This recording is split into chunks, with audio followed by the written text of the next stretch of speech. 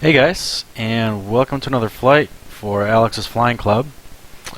Today we're going to be flying from the Roach Harbor Airport in, I believe this is Washington State at this point, and not Canada. Yeah, this is Washington State, and we're going to be crossing the border into Canada and going to Victoria International Airport, where we're going to pick up some passengers for Flight Sim Economy. I've got them loaded up right over here, well, ready to go once we get to Victoria International. And from there, we're going to be taking off from Victoria and going northwest to the Comox Airport. I believe it's mostly a military field, but we have to drop off the passengers there. We'll call this a military charter. And yeah, maybe we'll go somewhere from there. I haven't decided yet, really. The weather is, well, the winds are really 29 gusting 38 knots. Wow, those are some winds up in Comox Airport. Jeez, that's really terrible. Wow. Okay. That's going to be a challenging landing. I can tell already. Even though we're flying a new plane, it's a little bit more stable. That's going to be a challenging landing. So let's do a quick walk around the aircraft and get inside. So if we were to do an actual walk around, and this is just for fun that I'm doing this, just for make believe, we'd be checking things like the pitot tube, all the different alt static ports, all the different exhausts, and checking the wheels, make sure they're inflated, checking the leading edge of the wings. Since this is a night flight, let's turn on the lights and check that those are working.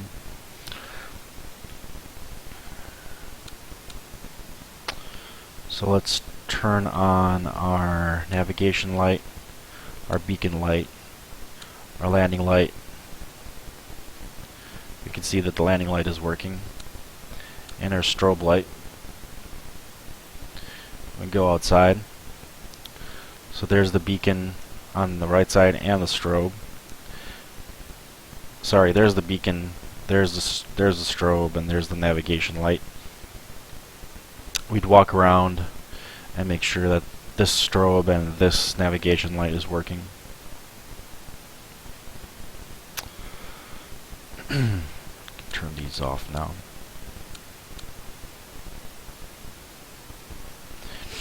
Then we come around and check to make sure that the aileron have travel to them. Check to make sure that all the baggage doors are locked. Check the elevators, make sure they have good travel on them.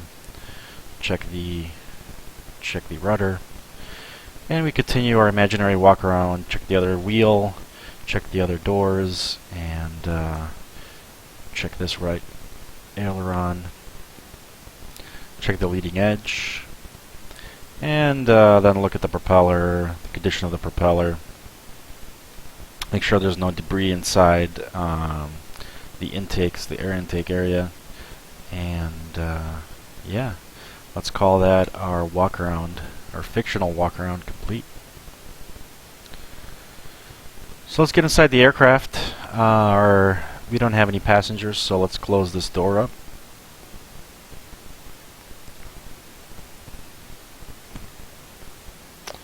And let's close this door. It's probably cold out here. It's haven't got the weather yet, but it's probably below freezing, so we'll keep the window closed. Alright, so let's get the aircraft ready for engine start. Let's open up the cowl flaps. Turn on the battery. Let's get some instrument lights going. We don't need to turn on the cabin light, there's nobody back there.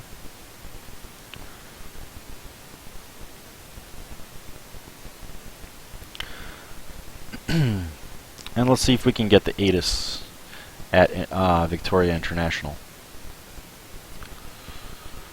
So our frequency is going to be 118.8.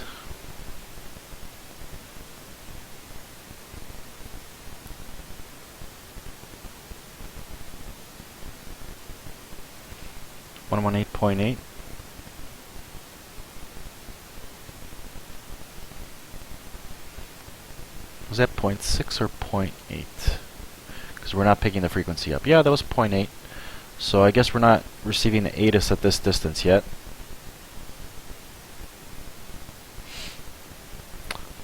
Let's go back to Unicom. Maybe we'll try picking up the ATIS in the air.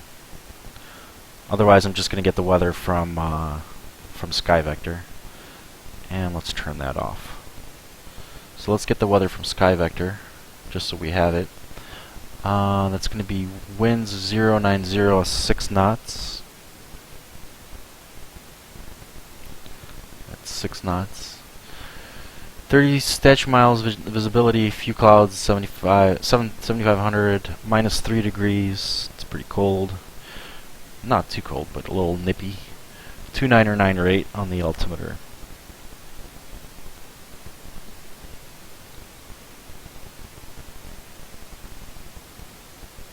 Alright, let's get our engine started. Let's turn on the nav light, the beacon light.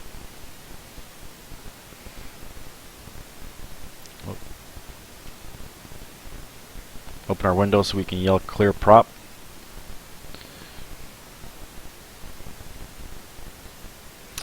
And I think we use...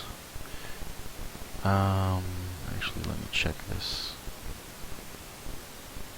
I'm going to open up the normal procedures for this aircraft.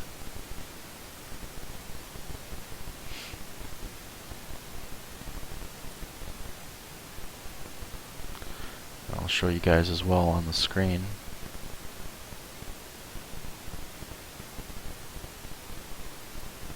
So we got normal procedures for the Alabeo Cessna 207. I just want to see what fuel pump we're going to be using for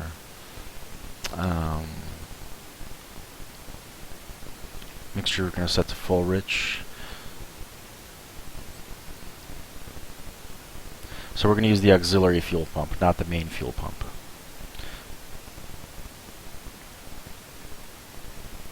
That's what I wanted to check. Alright, let's turn on the auxiliary pump. It's got only 2 settings, I guess. In the manual it says to turn it on to low setting, so I'm guessing it has a high setting as well. But I guess we'll just turn the auxiliary pump on. Mixture's to full rich, and we'll increase throttle slightly when we start the engine. Everything looks good. Let's crank the starter. There we go.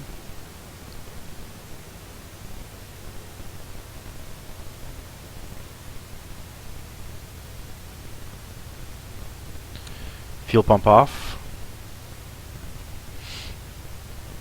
Now we can turn on our cabin heat and our defroster in case if there's any ice buildup or anything on the windows, I guess, or any frost buildup.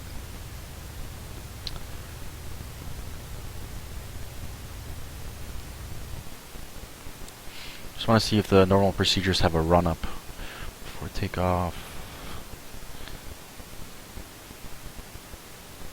1700 RPM. The run-up is going to be at 1700 RPM. Give me 1 second, guys. I just have to take this phone call real quick.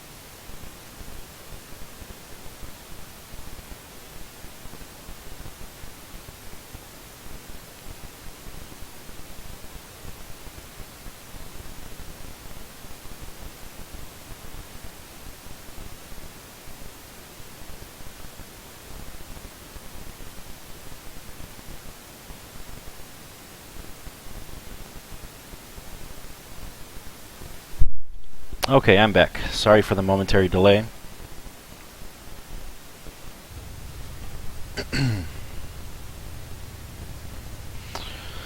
Alright, so as our engine is warming up, let's turn on our avionics. Put our transponder to standby. Things looking good.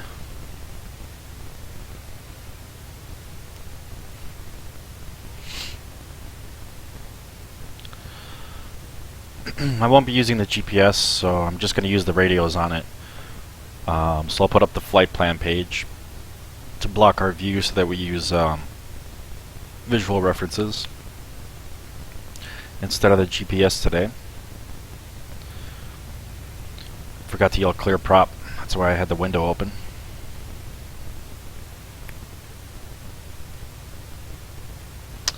Alright, everything's looking good. We're logged on to VATSIM. We've got our flight plan filed. We are logged into Flight Sim Economy. And let's go over our departure briefing.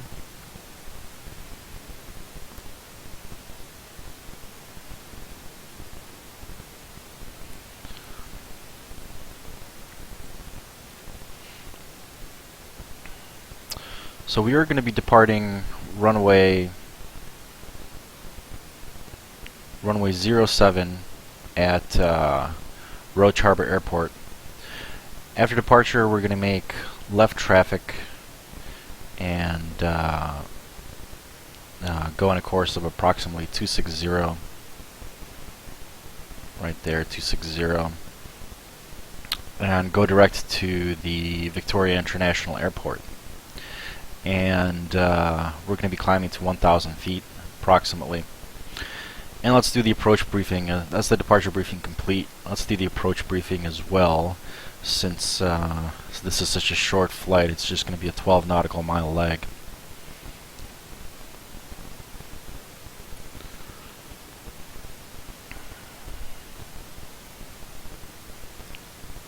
Winds are out of the east at Victoria. So let's go with runway 09.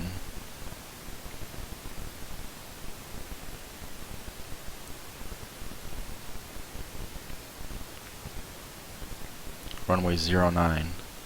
See what other runways they have. 3, 21, 14, and 32. Yeah, let's go with the larger runway. So we're going to be flying toward Victoria, and then we're going to enter a left downwind for runway 09. So we're going to come in like this and enter a left downwind, then a left base, and then be on final for runway 09. And we'll pick our passengers here and continue on our way. Airport elevation is 64 feet. This will be a hand-flown departure and approach. And comms are going to be on Unicom. Everything else is going to be standard. The approach is going to be with full flaps. And those are the briefings completed.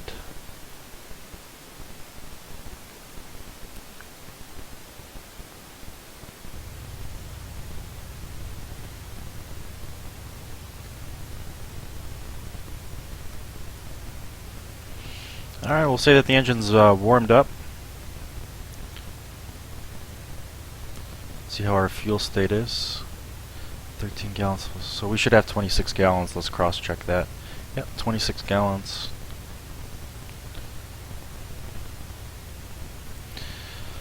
And let's start taxiing. Departure time is 5:32.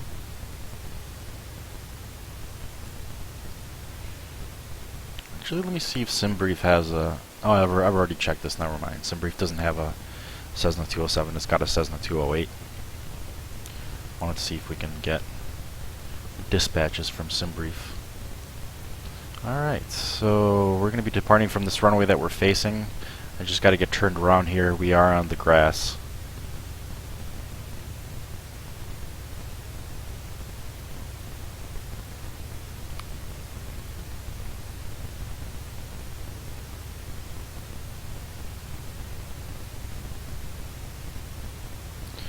This is a new add-on that I got. This is by Alabeo.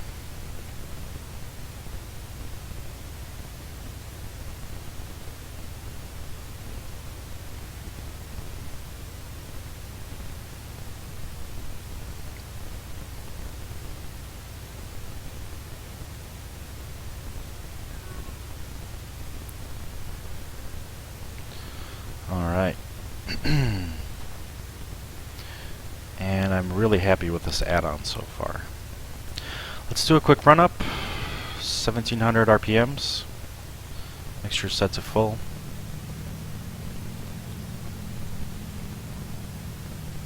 Started moving already. Was very eager with the throttle. 1700 RPMs, let's check the mags. Small drop there, nothing significant. Of course the RPMs dropped because I accidentally shut the engine off on the second mag, but it's okay.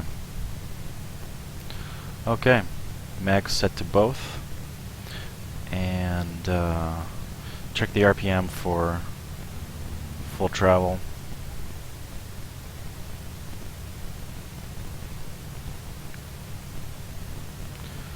We have oil pressure dropping, manifold pressure rising. That's good.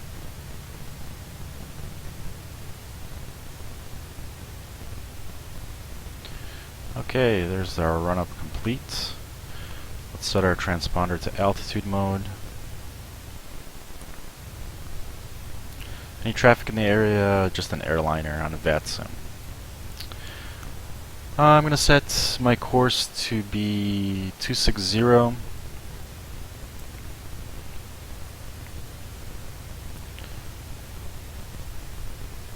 We don't need a nav frequency here, so we're not going to be using a VOR, so let's untune from that frequency. Same thing with the ADF.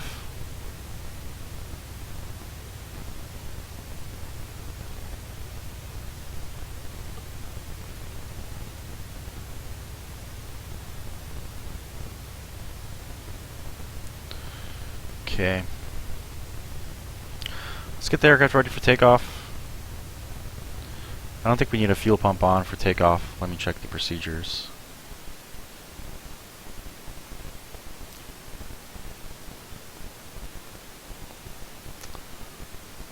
Just have flaps. Yeah, no fuel pump needed. Let's set flaps to 1, setting of 1.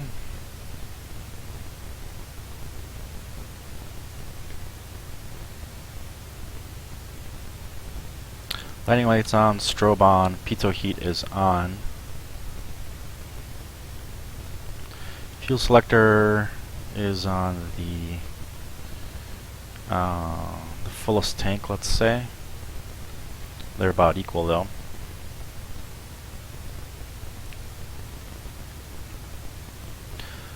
Set takeoff trim.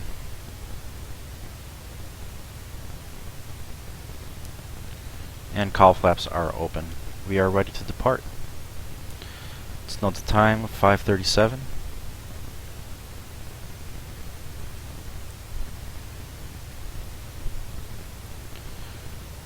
Brake is off. And we'll do a rolling takeoff.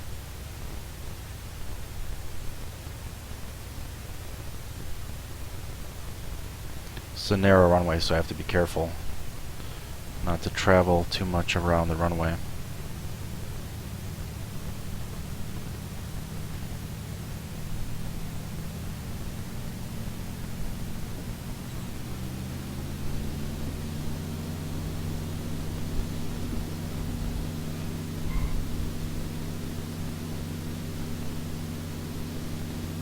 Not the prettiest takeoff, but I'll take it. What was our altimeter? 29 or 9 or 8? Forgot to set that. We have positive rate of climb.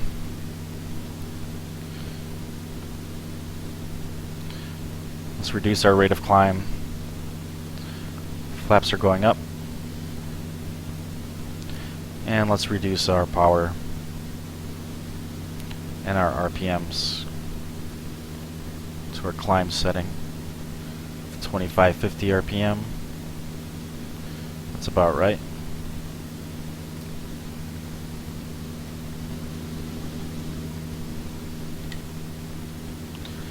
And at this point our landing lights can come off.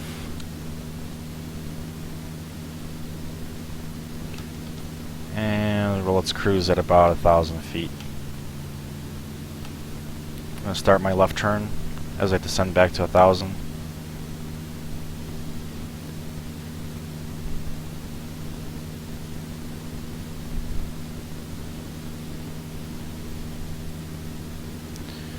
And 260 is going to be our heading.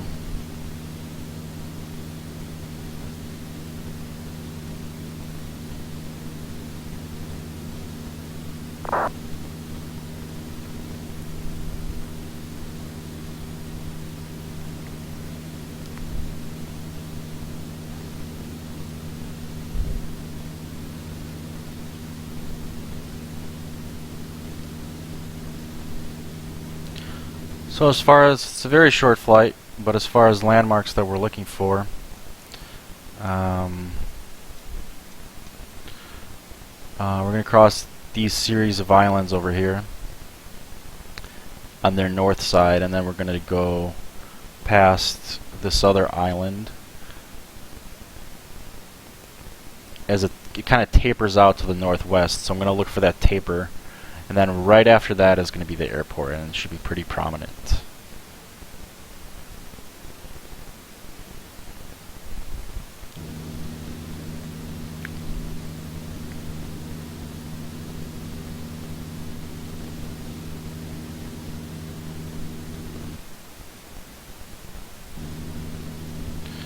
Alright.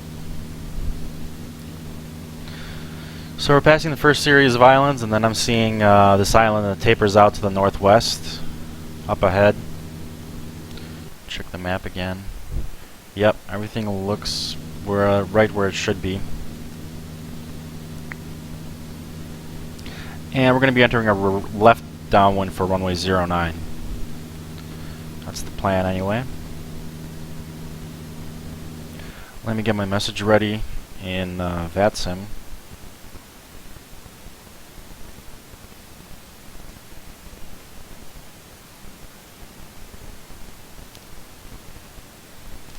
Okay, have that ready.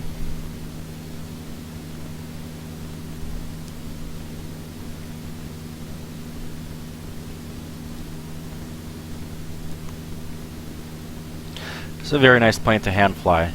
You know, I really like this plane. There's nothing wrong with it. You know, usually when you get a plane, there's a switch that you don't like how it functions. Like it doesn't, you're not clicking it right. It doesn't make sense, or the click spot is hard to find, or something like that. There's always something wrong with an add-on that kind of bothers you, at least in my experience. But this one's almost perfect.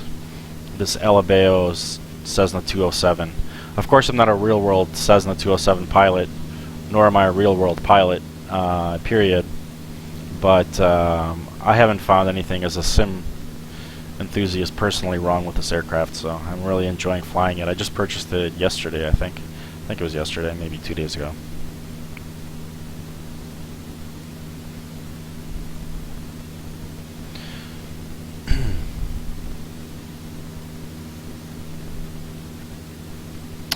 So I'm not seeing the airport yet. I'm sure it'll come into view soon enough.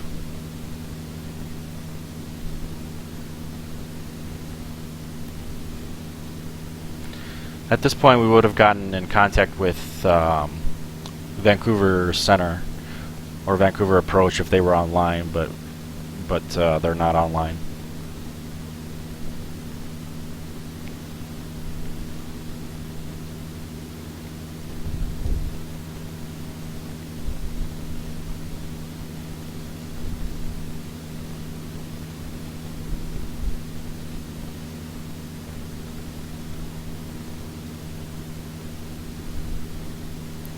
I think that's the airport up ahead.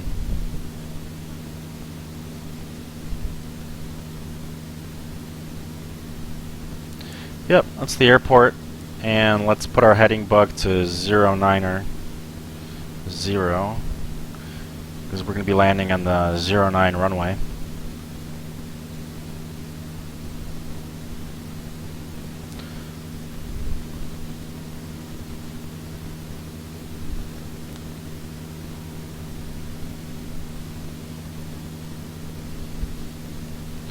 And there's the airport coming into full view. So I'm going to write my message on VATSIM that CYYJ traffic, I'm entering a left downwind for runway 09 for a full stop landing.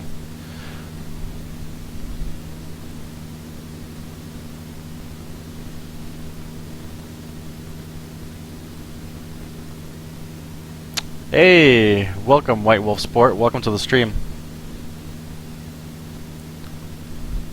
Don't sweat it. Just do the best you can. I mean, I'm sure anything you get is going to work really well. Any of those processors that you told me about, I'm sure that it's going to work really well. Don't sweat the small stuff. Is my advice. Just get it and then start enjoying your simulation.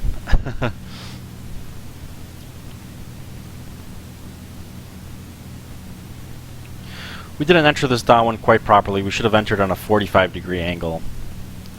I'll make a very, very shallow entry here.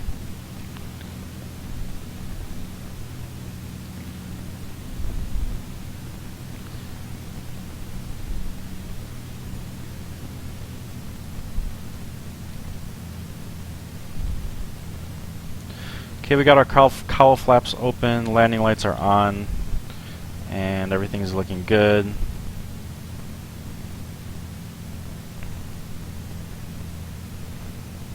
Oh, Vancouver Approach just logged online. Let's see if we can catch him. 128.6.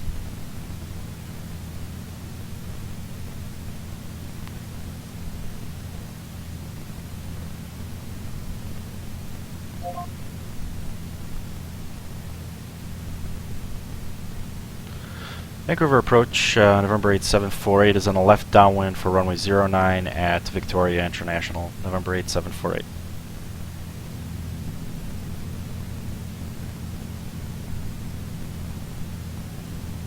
November 8748, Vancouver Terminal. Good evening, sir. Confirm full stop. Affirmative, full stop landing, November 8, 748. 4748, Victoria Altimeter 2998, winds 070 out, 06, clear to land, 1 is running.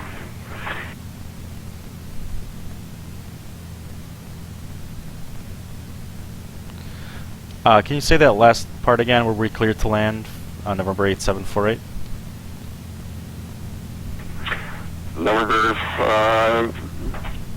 8748, affirmative, winds 070 out, 06, altimeter 2998, you're cleared to land, runway 09. Clear to land, runway 0987, November 8, 748, thank you. Alright, so we're descending now. We're a little bit too high for this approach. So let's descend, put our flaps down.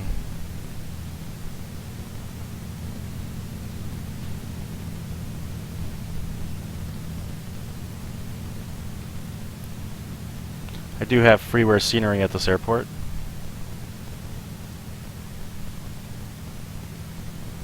No lemons wanted. Yeah, I hear ya. I mean, the statistical chance of that is pretty low. So I think you're good.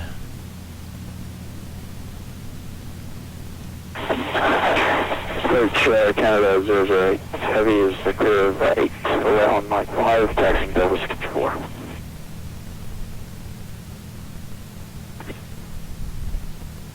Air Canada 008, Vancouver Terminal. Do you have a specific gate in mind that you'd like to be parking at tonight? 64, Delta 64, thanks.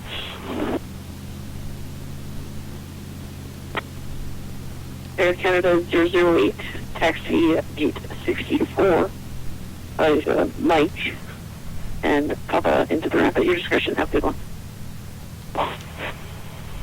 Mike and Papa into 64, thanks, Air Canada 008. Should have pulled up some charts. It's kind of doing that at the last minute here.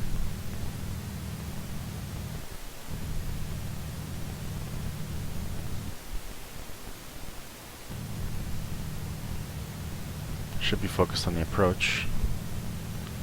We're looking good so far.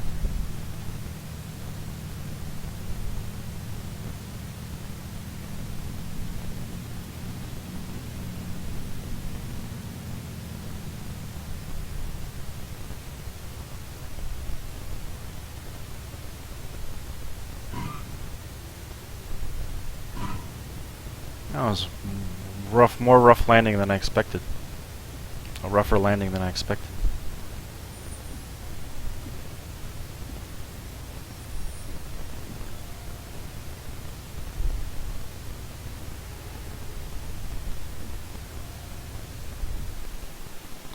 Whoa. My brakes get stuck. My right brake gets stuck sometimes. It's a bug. In FSX or with my CH rudder pedals, I'm not sure.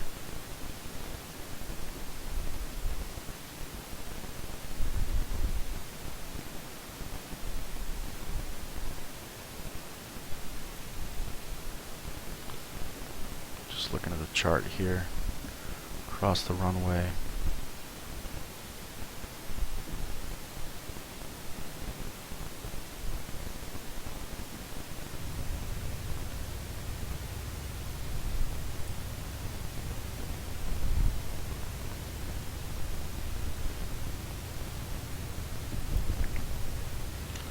Okay, let's exit at Sierra.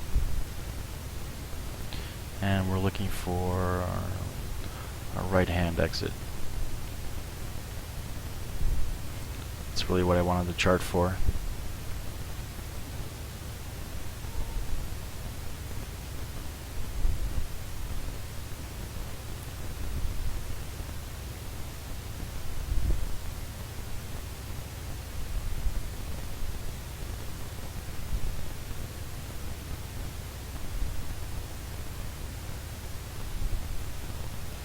Right-handed at Sierra, and then we continue on to the terminal.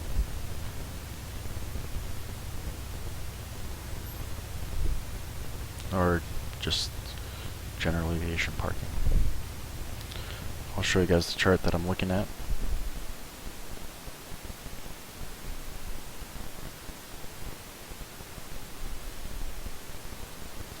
I just found this in a quick Google search. Number 8748, I see you're vacated on Sierra. Are you looking for general aviation this evening? Affirmative, Cessna 8748. Number 874H, taxi to general aviation by Sierra. Have a good one. Taxi via Sierra, thank you, number 8748. See you in a bit. So we'll be taking off from this airport, so I'm going to contact them again. So we are at Sierra. I'm just going to taxi straight ahead. That is the plan.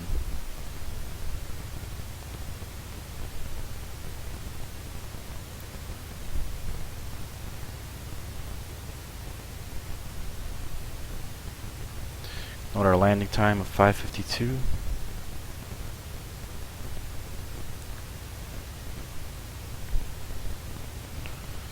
Turn our strobes off, turn our pitot heat off.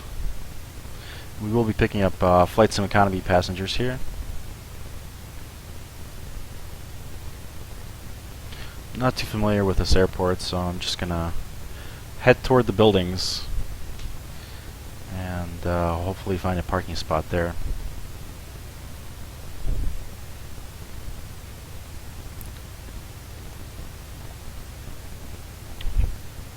What's your timeline, White Wolf Sport, for getting your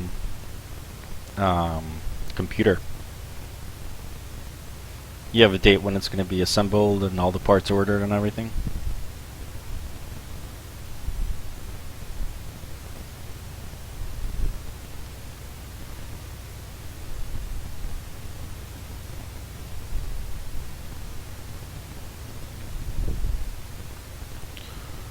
So let's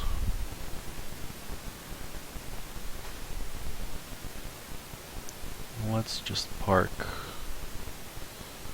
on somewhere over here. The terminal's up ahead and to the right. I'm not going to go that far. I'm just going to park somewhere over here.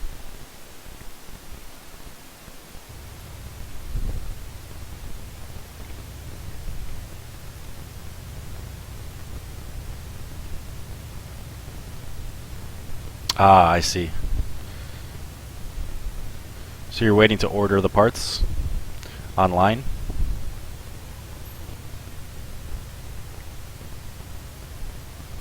Ah, I see. Transportation is key.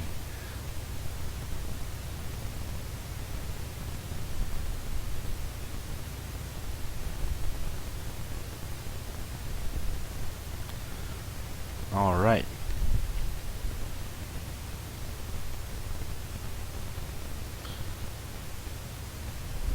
Actually, let me shut down the engine instead, because flight sim economy is weird with parking brakes sometimes. If you're next to a fuel pump. Alright, let's turn off the avionics. Set transponder to off. Let's raise our flaps. Forgot to do that. I knew I forgot something.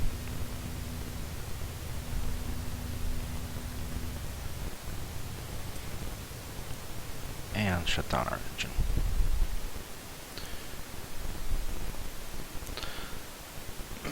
There's our flight log for flight sim economy.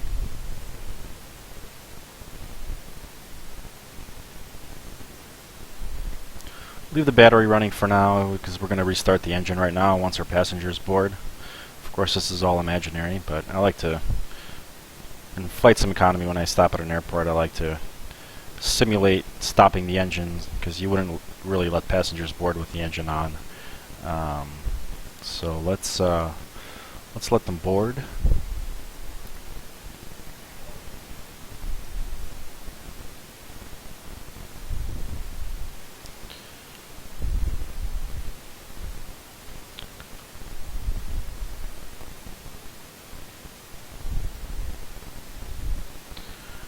Alright, so as our passengers are boarding, I'm going to file my flight plan for the next leg that we're going to do, and that's going to take us from Victoria International to Comox Airport. I'm not sure if I'm pronouncing that correctly. Comox. And yeah, let me file that flight plan. So this will be off screen for you guys, sorry about that. So that's Victoria to Charlie Yankee, Quebec. Comox Airport. Departure time is going to be 0205 Zulu. And time en route is going to be about 30 minutes. And we'll get fuel here too.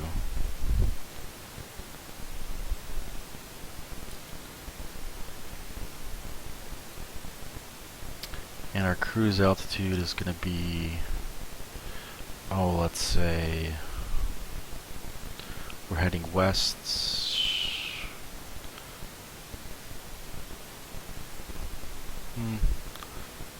Let's say 4,500.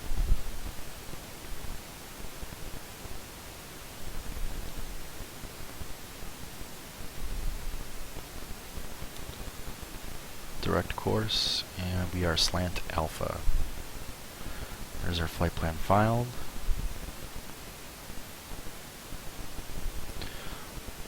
Let's refuel our aircraft in flight sim economy. The fuel is really cheap here. Go with 375 Victoria International. Cheapest fuel, and I'm going to refuel it to 75%.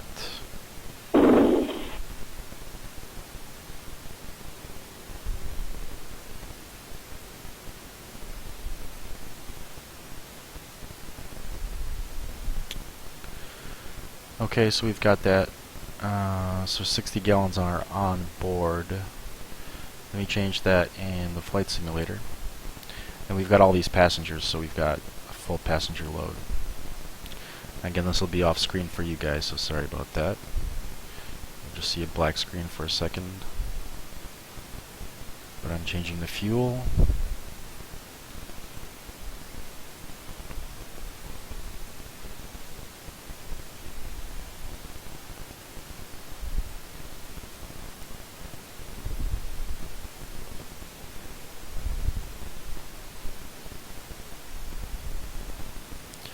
Okay. Or the tail isn't on the ground. Sometimes if you don't load the plane properly, the tail will be on the ground. That's pretty funny. But we're okay this time. We'll say that our passengers have boarded, so let's close the door.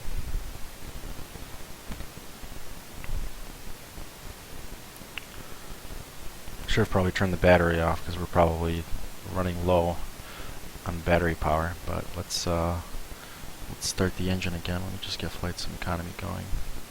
Payload is correct, that's good.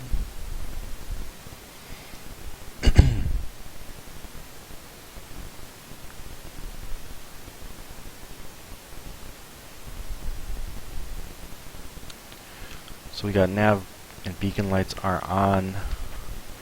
Mixture to full, and we're ready for engine start. Let's put on our parking brake.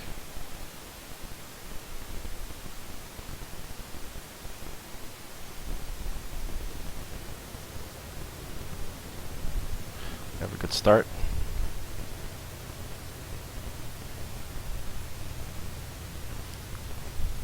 Yeah, okay, Vancouver Center is online, Vancouver Approach is online. This is good for us.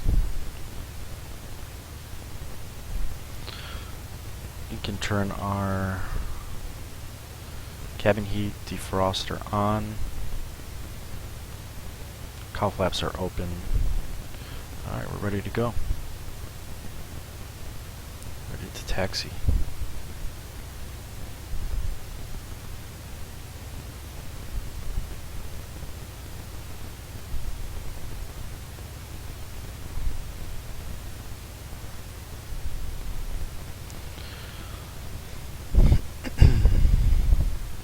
Just make a few notes on my logbook. Charlie 207.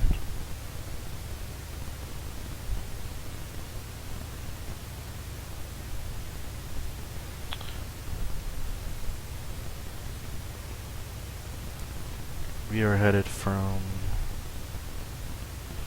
departure, landing, takeoff, landing, arrival, fuel at departure, fuel at arrival, incidents.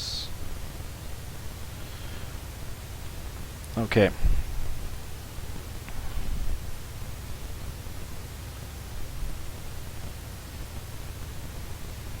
Let's call for our clearance. We are located, what should we call this area where we are?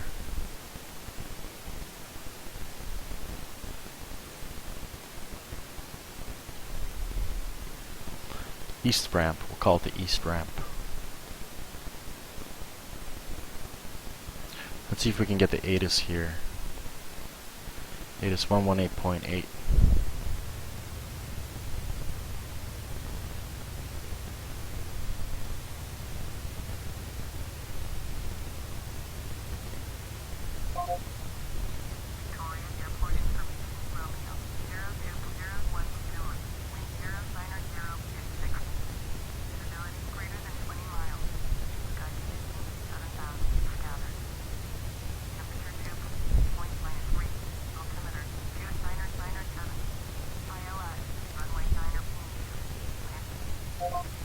Alright, we got the weather information that we need.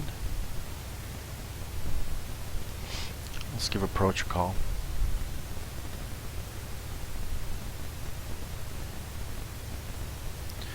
Vancouver Approach, Cessna 8748, looking for VFR with advisories to Comox Airport. We have the weather and are parked on the east ramp, November 8748.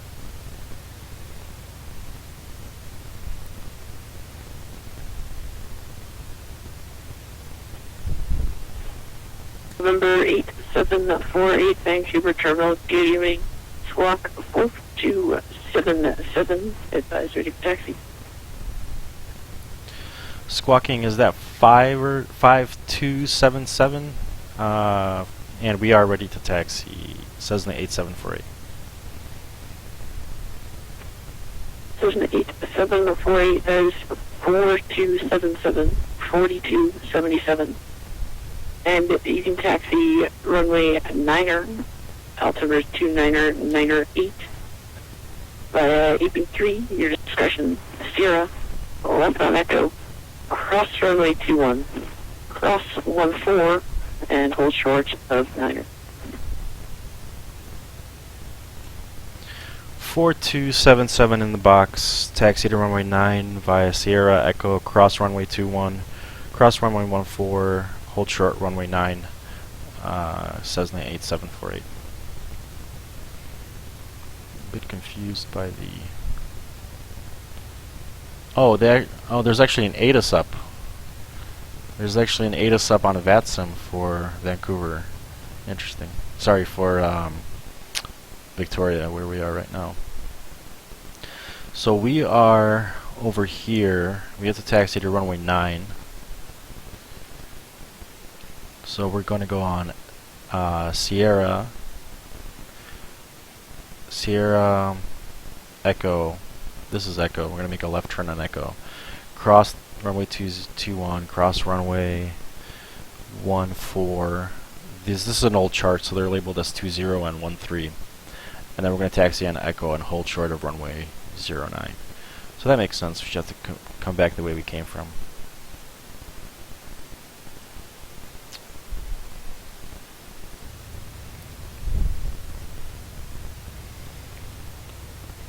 Four, 277, 7, squawking altitude, mode Charlie. What else do we need? Landing lights. Do we need some lighting on the runway? Let's get our passengers. Let's switch on the cabin lights for our passengers. Clean out the mixture slightly for ground operations.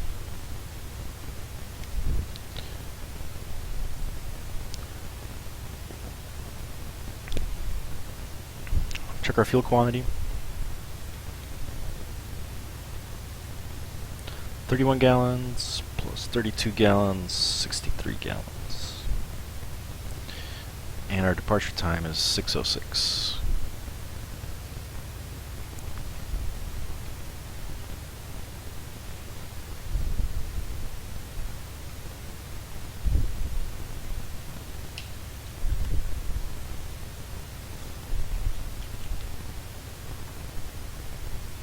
All right.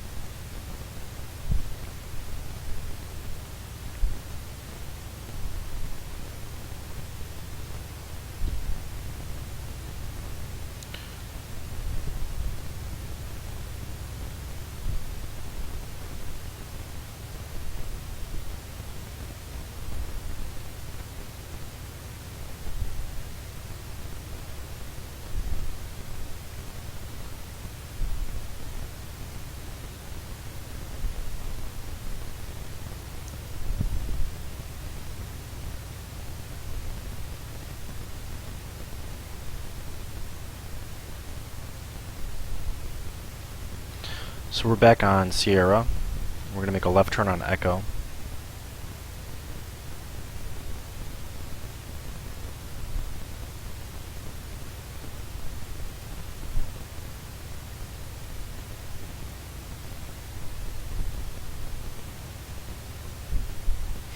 I think the eye point, this aircraft has a really long nose, that's true, but I think the eye point would be a little bit higher in a real Cessna 207, because this is the default view and you can't see anything over the dash.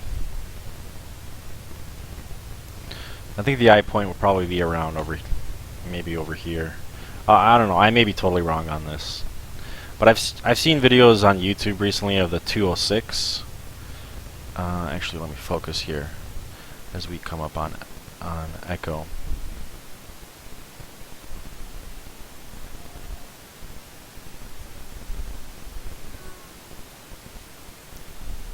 We won't need to do a run up. The only thing I mentioned earlier that I really like this add-on, the only thing, and I don't know if this is true to the aircraft or not, so I can't even say that it's a fault with the aircraft. But the brakes are very aggressive. It may be just an FSX thing and not an Alabeo problem, but you just tap on the brakes a little bit, and it may be the way that I have them configured, but it just... And Vancouver approach, Charlie Foxtrot uniform, Yankee Kilo on the ground at Langley, IFR at Aircaft. Yeah, anyways, when you press on them even a little bit, it just goes Charlie side to side. Foxtrot uniform, Yankee Kilo, Vancouver terminal, Glenfarclas side. 1 second, please. I shouldn't say Vancouver approach as I did Vancouver terminal. Gotta make a mental note of that. So we're coming up on runway 21. Let's turn on our strobe lights so that we're more visible.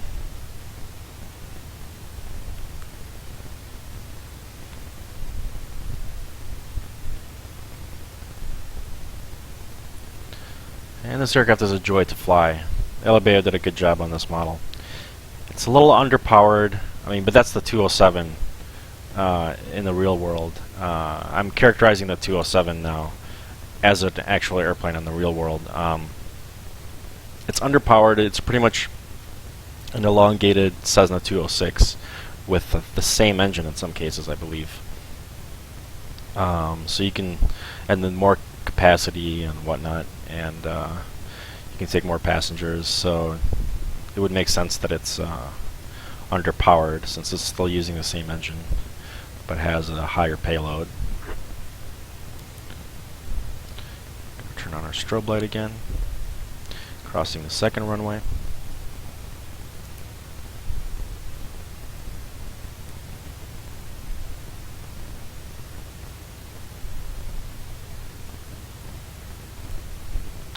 But if you like Cessnas like I do, and the 172 is a little bit slow for me. I do have the A2A 172. I do enjoy flying that. The 182 is nice, but the 182 and the 206 Cessna, they don't carry enough of a payload for flight sim economy, and I do almost all of my flying on flight sim economy. So the Cessna 207 is perfect for my operations, and that's why I purchased it. At first I had a little bit of a buyer's remorse, because I sold my Beech 18 to get the 207, but then I got this model by Alabeo, and my worries are now at an ease. I do really enjoy flying it because I like Cessnas, and this is a Cessna that's good for flight sim economy. And I wanted a piston engine Cessna. I could have gone for the 208 Caravan, but that's a turboprop. I wanted a piston pounder. So the 207 is the perfect compromise for that. Carries 7 passengers in flight sim economy, which is a good amount. It'd be nice if they added an 8th passenger, because I think technically you could probably squeeze them in 1, 2, 3, 4, 5, 6. Actually, no. In some configuration, for some reason I thought you can fit 8 passengers in here.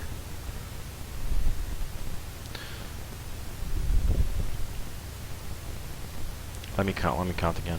1, 2, 3, 4, 5, 6. There's only 6 here. Okay, so. I'm sure you from Yankee Kilo, I have your flight supervisory call. Alright, uniform Yankee Kilo.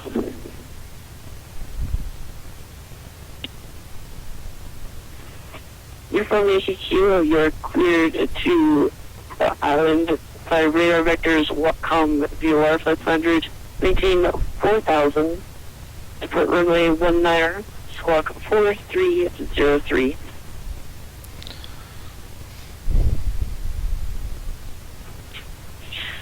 Alright, we're clear to radar vectors, Watcom, maintain 4000, depart runway 19er, squawk 4303, uniform Yankee Kilo. Flaps 1/3. Uniform Yankee Kilo, readback is correct. Mixture If I was full. ready for Cow flaps taxi, open. Vancouver altimeter is 3000. Fuel selector set. We're ready to depart. 3000 on the altimeter, ready for taxi now, uniform Yankee Kilo. And Vancouver Terminal, Cessna 8748, ready to depart, runway 9 at Echo.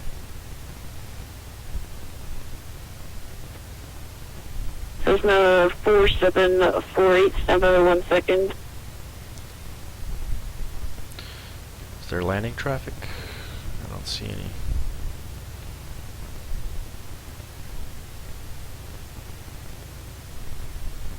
Uniform Yankee Kilo, you can taxi to runway 19er via apron at your discretion.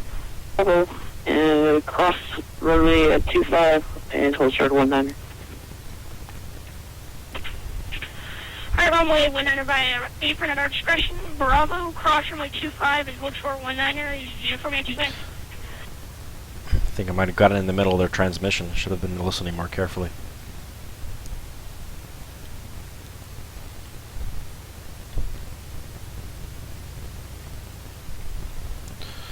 So we're going to depart, climbing to Cessna 8748, sorry about that. Victoria winds are 0706 knots, runway 9er, clear for takeoff. not a problem. Clear for takeoff for runway 9er, Cessna 8748. Alright. Vancouver Terminal, System 172, Alpha Bravo Charlie, Victoria. So we're going to be departing, and after departure, we're going to be Alpha Bravo Climbing. Charlie, Vancouver Terminal, go ahead. 006, Alpha Bravo Charlie, Flying Club, taxi to the active for circuits. climbing to this island right here is our first waypoint, and we're going to be going at 4,500 feet. Golf Alpha Bravo Charlie, Roger, squawk up 4276, Victoria winds have changed, they are 1005 knots. You taxi to runway 09er via Sierra Echo, cross 21, cross 14, full short of 9er.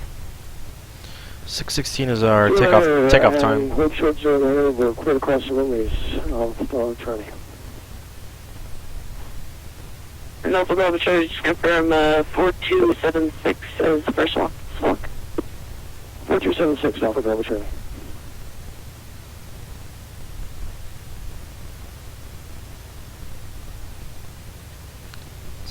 Go with a little more confidence forward.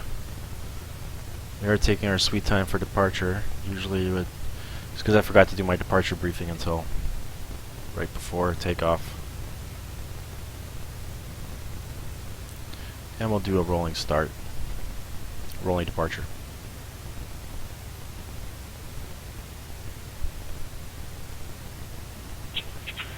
And uniform Yankee Kilo, holding short runway 19er, ready to go, Langley.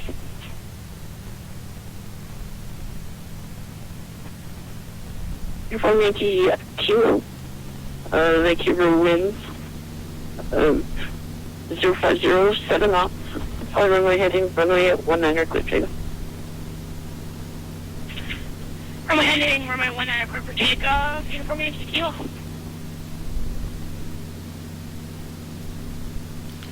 Alright, smooth departure. I would have liked to stay on the center line, but it's okay. Got something to work on. Then we clear the obstacles. Let's get our flaps up.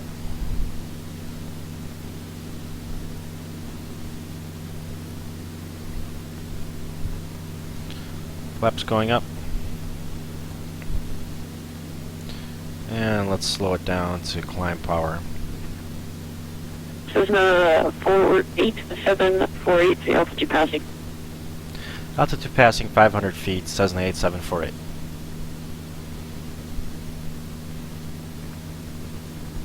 Cessna 8748, your radar identified, passing 600 feet, proceed on course. Proceeding on course, Cessna 8748. So we're going to heading of 060.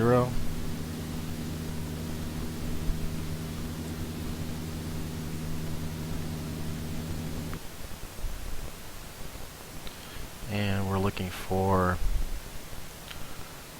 this island up ahead.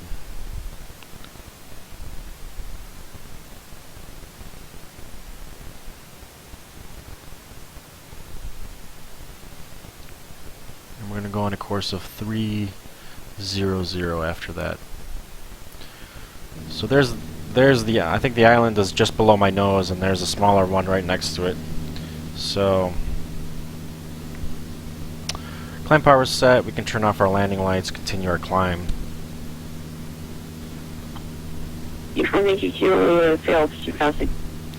And our next course is going to be 300. Passing 400 now, Uniform Yankee Kilo.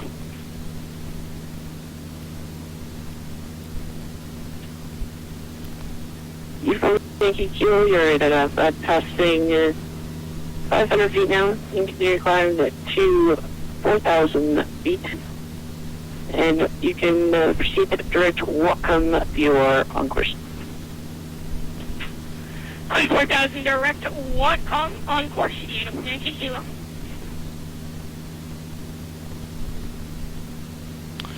Alright, so we're seeing a big island up ahead. We are going to try to navigate visually here. We're seeing a big island, and that's probably this one right over here. And we're going to pass over it and continue on approximately 303 course. And that's our next landmark, so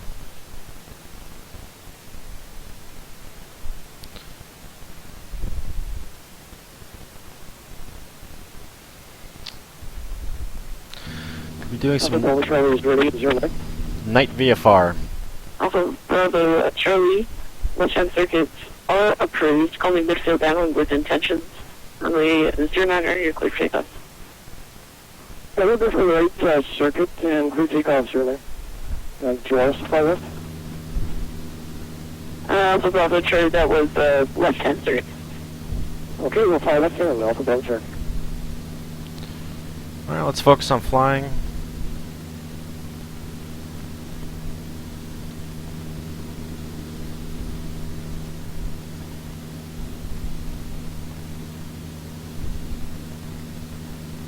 Make sure that we clear this terrain. Keep our speed up as we climb. Our manifold pressure up. And lean out the mixture a bit. I'm looking at the exhaust gas temperature gauge to lean out the mixture. So I'm just going to make it rich of peak. At least that's how you do it on a Cessna 172, as far as I know. Again, I'm not a real-world pilot, so take everything I say with a grain of salt. Especially if you are doing real-world pilot training. But anyways, I lean out the mixture to rich of peak, just rich of peak when I'm climbing, and then just lean of peak when I am cruising. And we can look at some charts for our cruise setting once we are at cruise.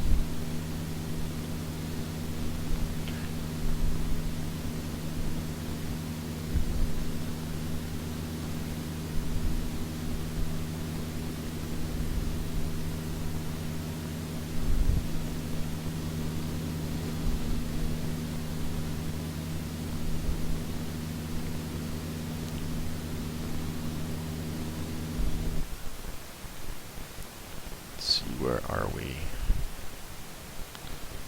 Still think we're by this big island over here. And then there's an island. There's a couple islands beyond it.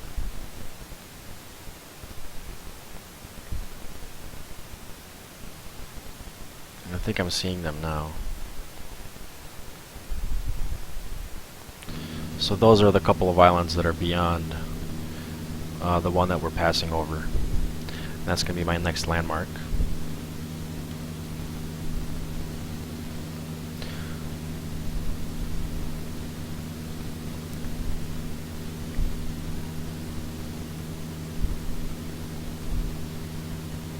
Climb is about 700 feet per minute. I think our climb speed is at 120. I'm not sure, I have to double check that. We're making just about 600 feet per minute.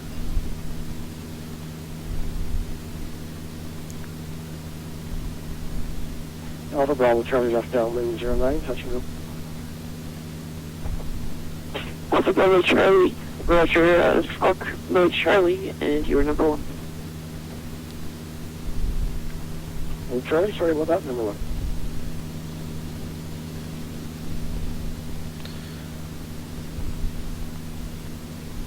I'm a bit confused because I'm flying a different heading than what I should be, but I'm passing over what I see are the landmarks. So I may be getting my landmarks confused.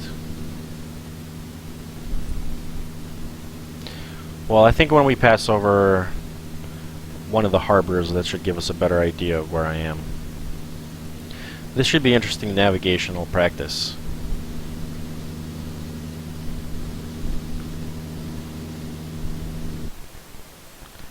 This should be interesting.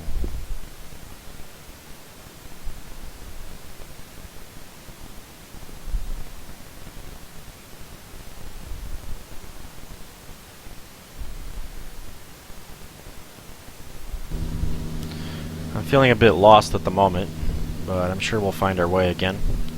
That's part of the fun.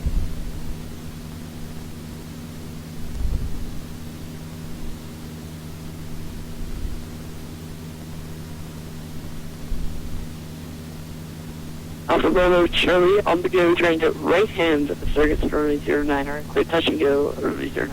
Alright, let's level out over here. Touch and go, and it'll be right hand, Alpha Bravo Charlie.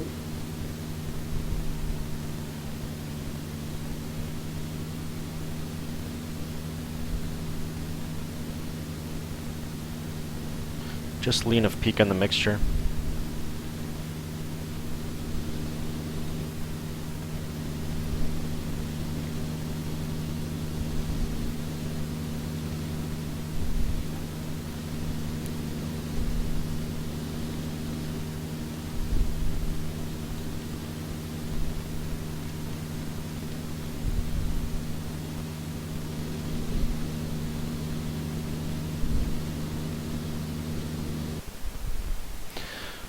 Now, where could we possibly be?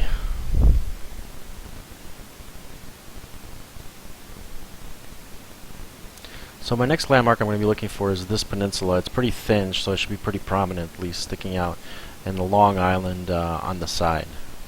So let's see if we can spot that.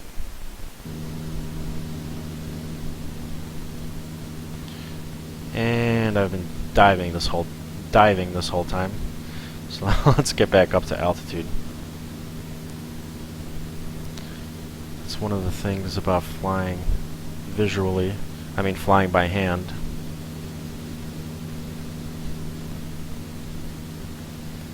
Okay, I think I know where we are. So those are the Long Islands to our right that I saw on the map, and we actually haven't gotten to the. We haven't gotten yet to this island right here, and that's what I'm seeing up ahead is this island, and the Long Islands are to our right.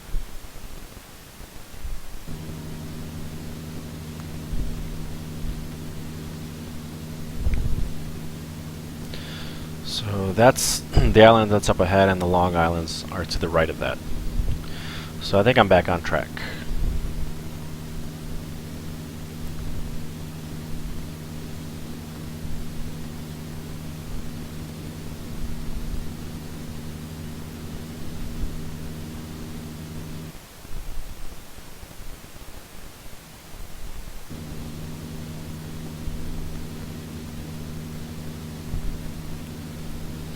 And there's that little thin peninsula that comes out, a little thin peninsula on the map.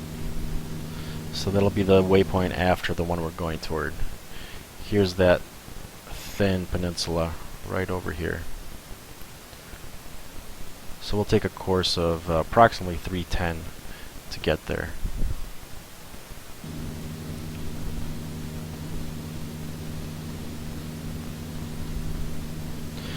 We just level out of here, close our cowl flaps. fully closed. Get a little bump in speed, as we should.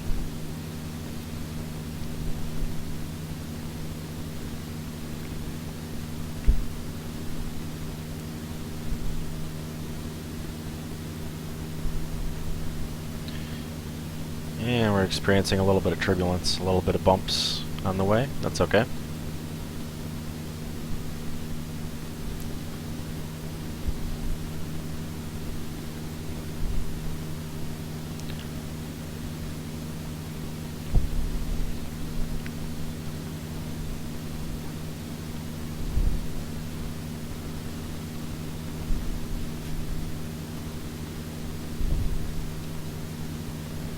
Alpha Bravo Charlie right down in 09. Touch and go. After the touch and go, we'd like to climb to 5,500 across the strait, destination Vancouver.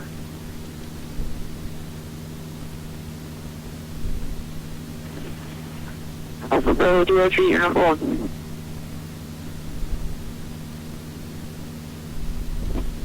Terminal, you're broken. Say again for Alpha Bravo Charlie. Alpha Bravo Charlie, you are number 1. Number 1, Alpha Bravo Charlie. Let's swap our tanks. Let's put on the fuel pump. Not sure which one we have to put on. Actually, let's read it. There's a little placard. When switching from a dry tank, turn on auxiliary fuel pump on momentarily. Okay, so it's got to be the auxiliary fuel pump. Whoa, and we're climbing. We're climbing.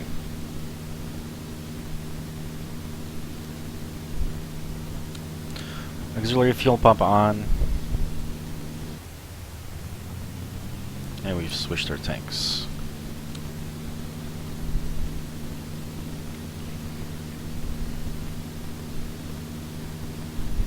Passengers back there are complaining about my erratic flight maneuvers, but I'm trying to do a lot of things at once. And when you're hand flying, especially in a simulator, when you don't really have good peripheral vision and you have to look down and look at something else, sometimes you can get a bumpy ride. And it looks like we've got some clouds that just loaded. And this is a dangerous situation because we're going to be passing above these set of clouds, but there's clouds above them too, so we can get, so you have to watch out to make sure you don't get sandwiched in between two cloud layers. But these ones are a little wispy and it's a broken layer, so I think we should be okay.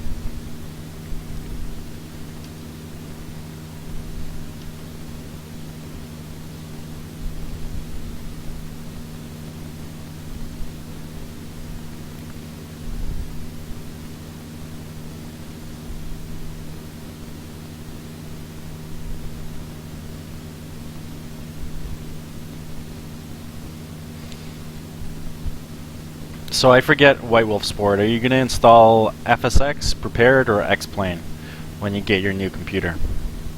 What's going to be your first installation?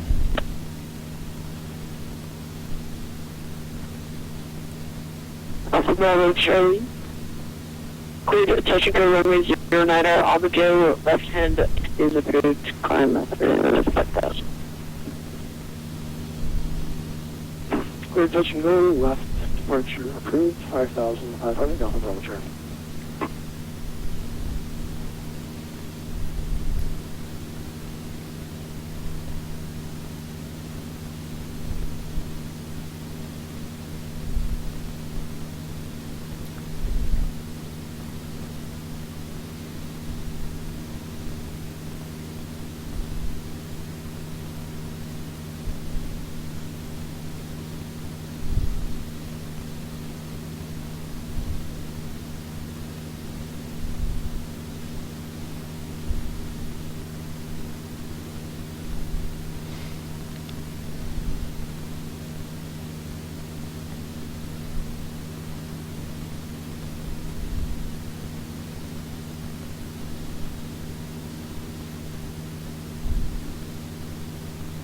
Did the stream go down?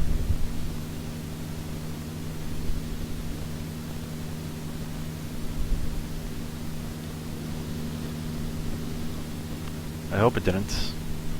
Thank you very Uniform Yankee Kilo. Officer, I'm calling, just 1 second. Pre-grade Uniform Yankee Kilo reports Sierra 12 o'clock, 6 miles port site. Alright, we'll claim we got in safe. We're currently in some clouds right now. Okay, so we're passing over this big island over here, Nanaimo Harbor. Vancouver approach, good evening, Air Canada 1180. Should be right behind it, right beyond it. Looking to pick up VFR 22 Kelowna. Should be right beyond it. So our next waypoint is going to be Air Canada 1188, Vancouver Terminal, good evening. You're cleared to the Kelowna Airport, Vancouver 9 departure. The flight time route. The pressure is going to be off 08 right, squawk 4275. Okay, cleared to the Vancouver 9 departure, off runway 0 right, 4275, Air Canada 1188. So we're going to go on a course for approximately 294, and there's Nanaimo Harbor. Feedback is correct. Respecting your submission, caller A for taxi information alpha is correct. Roger, we'll pick up Air Canada 1188.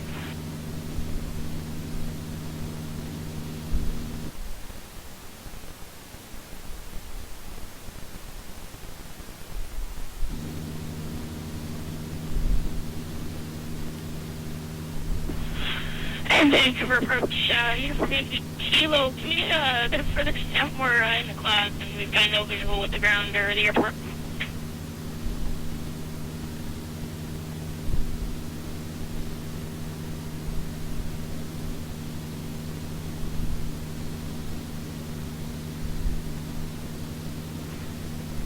Uniform Yankee Kilo, Roger, descend 2000. Down to Uniform Yankee Kilo.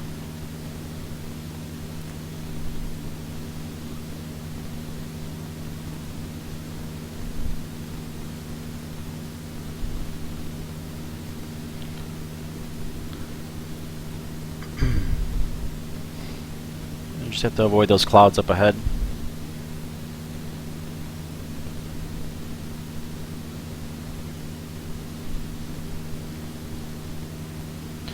I do have scenery for non. Approach Uniform Yankee Kilo, we got the field in sight.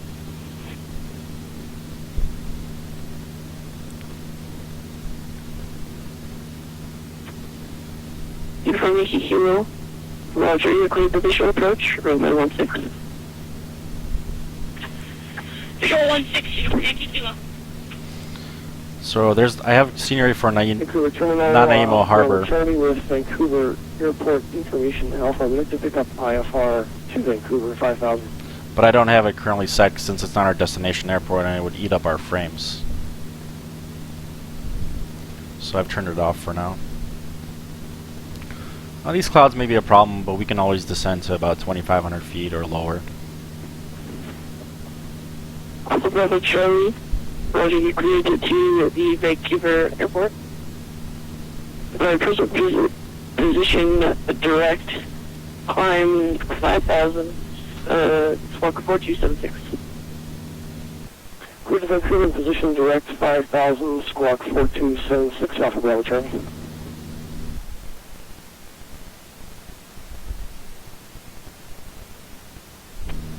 Alpha Bravo Charlie, read back correct. Information Kilo. No further ATC is available. Radar services terminated for the CCH today. Radar services terminated, frequency change approved. Thank you very much, Uniform Yankee Kilo.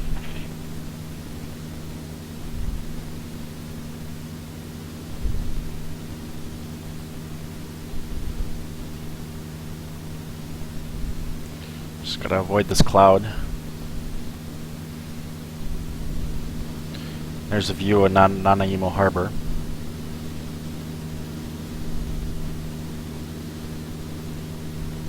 You can see some boats over there.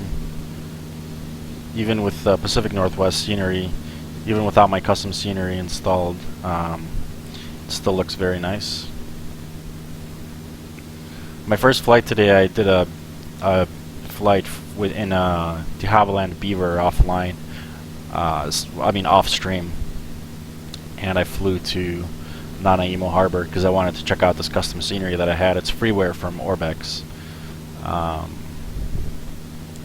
It's pretty good, but it is pretty heavy on the frames with my system, at least.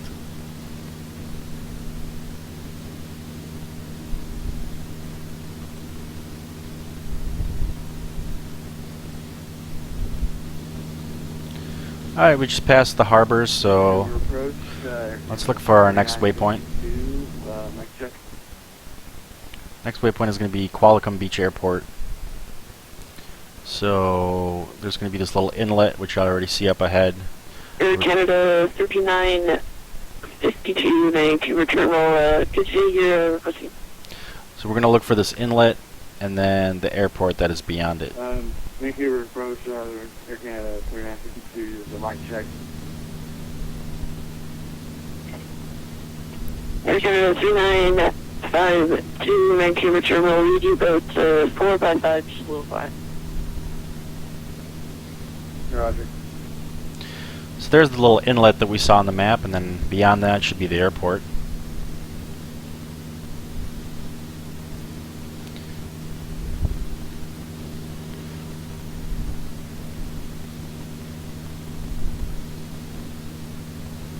There's some fun flying over here. A nice night with some clouds out that we have to fly around, look for landmarks visually. It's fun. This is the kind of flying that I like. It'd be nice if it was daytime, I will admit. I do like to use real world time, real world weather when I can, and I'm using both right now. It would be nice if it was daytime too, but night flying is fun as well.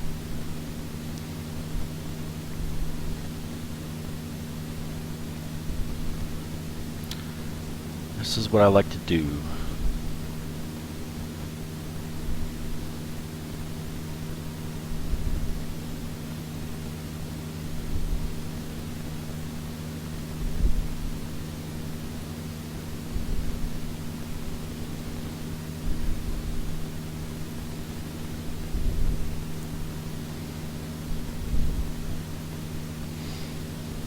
So there's the inlet. We're going to be passing that pretty soon. Let's double check our gyro, 277. Let's kick it up a little bit.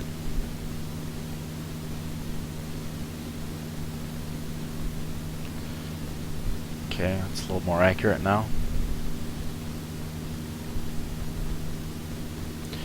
The gyro compass gets a little bit out of whack, so you have to check it against the whiskey compass up here, which is accurate.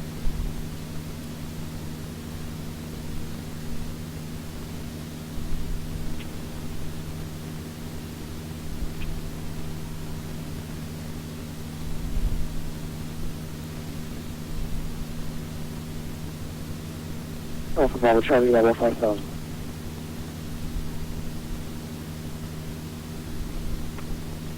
Alpha Bravo Charlie, Roger, are you looking to do just full stop in Vancouver? Affirmative. Alpha Bravo Charlie, Roger. Cessna 8748, you're leaving my airspace to the northeast. You can contact Vancouver Center now on 133.7. Have a nice flight. 33.7, thank you for the service. Have a nice evening. Cessna 8748.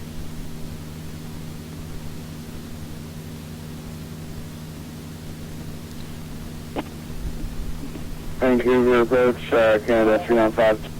Alright, so we're over to center.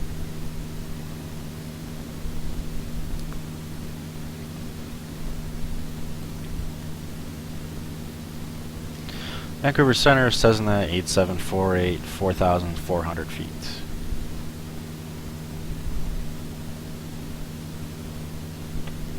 Vancouver Center, welcome aboard. Currently, what's the weather? Pretty bad in Cohon. Currently 120 at 32, gusting to 40. Altimeter is 2987. Yeah, we saw that. We'll do our best there. Cessna 8748, thank you for the altimeter.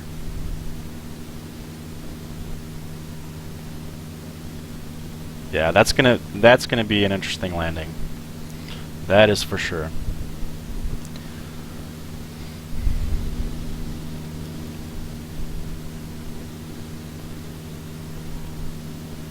Let's take a look at the map again. So we have a little... Yeah, we have a little peninsula there over here that I'm seeing outside, and just beyond it, after about 2 other land masses that jut out, on the second one that we should see the airport.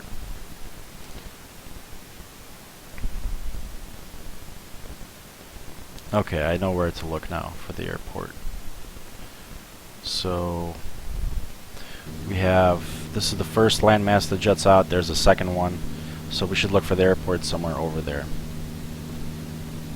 Hey, no worries, White Wolf Sport. I was asking you what's going to be the first simulator that you install once you get your new computer. Is it going to be FSX, Prepared, or X-Plane? What's going to be your first installation?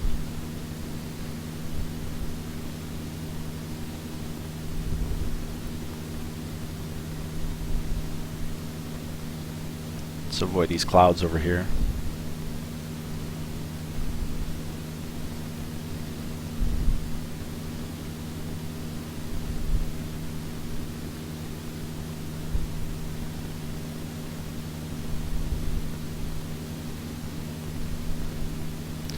X-Plane and FSX. Cool beans. Very nice. And what are your favorite aircraft to fly in those? P3D is too costly. I hear ya. Yeah, and that's why I'm flying X-Plane as well. I don't want to dish out the $200 or whatever dollars that P3D costs. Plus, I'm kind of iffy about the whole licensing thing and how it's meant for academic use. I mean, technically, I consider myself a student pilot. I want to get my private pilot's license at some point, but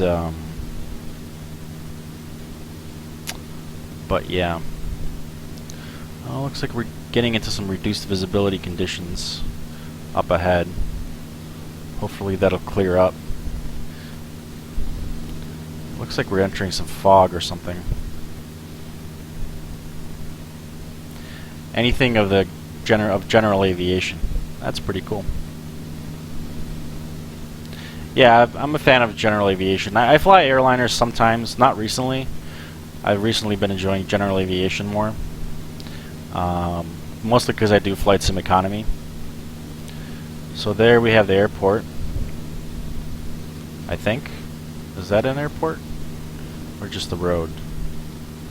Oh, there's the airport. It's right over there.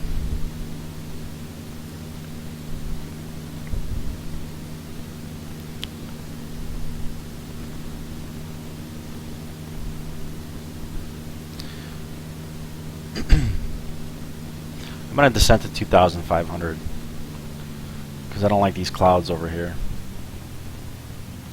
And could be entering icing conditions. This thing is not really equipped for icing, to handle icing. So I'm going to descend to 2,500. Vancouver Center, be advised, Cessna 8748 is descending to 2,500 to avoid clouds.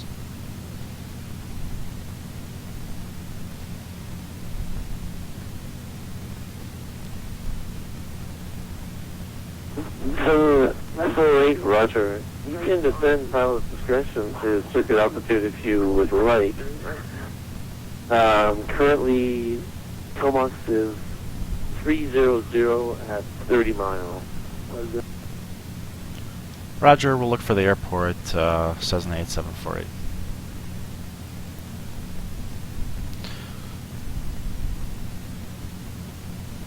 Oh, no way. Lockheed is going after streamers who use P3D? Man, that would really be a shame. That would be a big blow to the community. Honestly, I don't see, unless they have legal obligation to do it, unless they have a legal obligation to do it, I don't see why they would want to, because they get money from it. They get money from streamers that advertise their product and other people who buy it, but maybe they do have a legal obligation since they don't have a retail license for it. I don't know. Alright, so we're passing by this airport over here. Let's take a look at our map. I'm going to go on a course of 303 and look for this island. It'll be our next waypoint. So 303.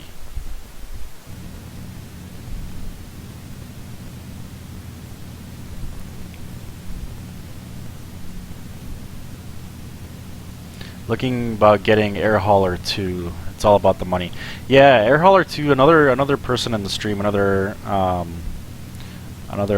viewer mentioned that that they used to do Flight Sim Economy. I gotta check out Air Hauler 2 in more detail, because I think they're working on getting something like Flight Sim Economy set up there, and it would be interesting to see what they have as far as multiplayer capabilities. So there's the island that is our next waypoint, and we should pass just to the left of it. So sorry, to the north of it, to the right of it. So it'll be on my left hand side.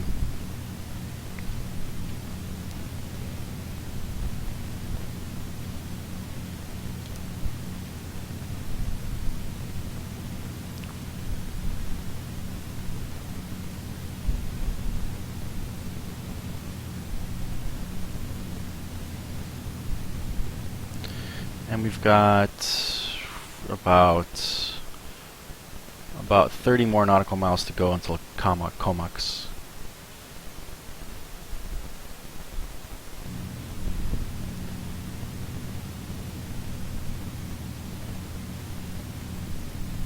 FSE is way too crowded for you. Okay. Isn't that a good thing that if it has a lot of players? Or do you mean that there isn't an opportunity to get aircraft and to get FBOs and whatnot? I do agree with you about FBOs. A lot of people have built FBOs all over the place, and it's kind of hard to build a network from scratch. But I still enjoy it. I don't go for the FBO game there. I just like to pick one aircraft for ownership and then just do the odd jobs and get virtual money. Not sure. I have this aircraft in Flight Sim Economy and about $800,000. I'm not really sure what to do with the $800,000. I might just save it just so I get to $1 million and let it accrue interest. Or I may come up with another idea, maybe get more aircraft or something like that. But I like to own one aircraft at a time. That's my thing. Ah, I see. You lost your FBOs on Flight Sim Economy to losing your internet. Yeah, that sucks.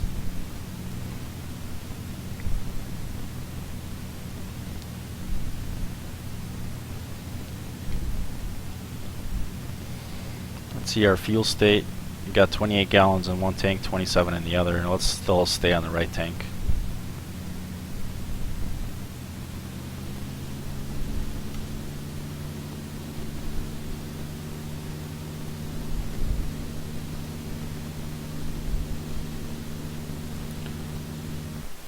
Map real quick. Yeah, it's the right island. Should be another one to the west of it.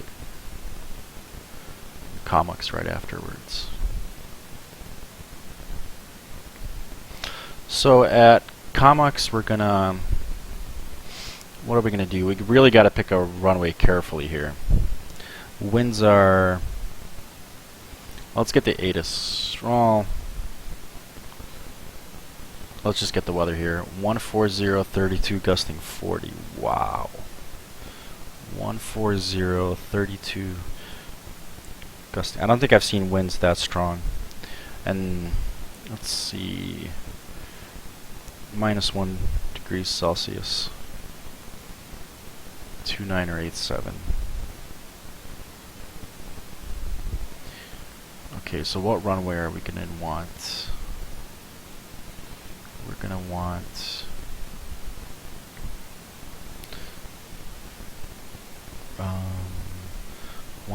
This is gonna be interesting. 140. So let's take runway 12. And we're gonna have a slight cross. Well, it's gonna be significant crosswind. It's only 20 degrees off, but the winds are so heavy that so.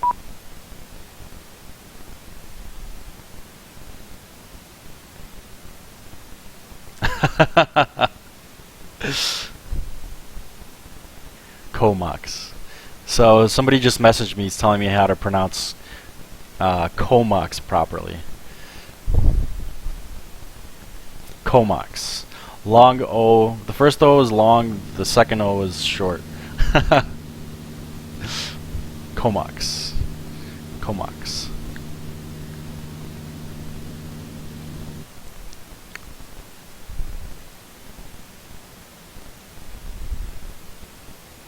Okay, so what we're gonna do is this a towered field? Yeah, it is a towered field. So they're gonna tell me which runway to use. I'm pretty sure, but I'm expecting runway 12, which is this long one right here, and I'm gonna enter. I'm expecting to enter a let's say a left downwind for runway 12.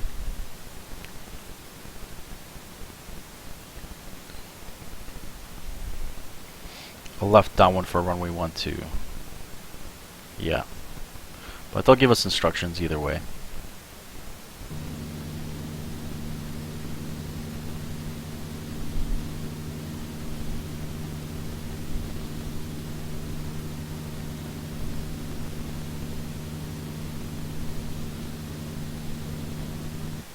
Alright, so let's take a course of 294 to get to Comox.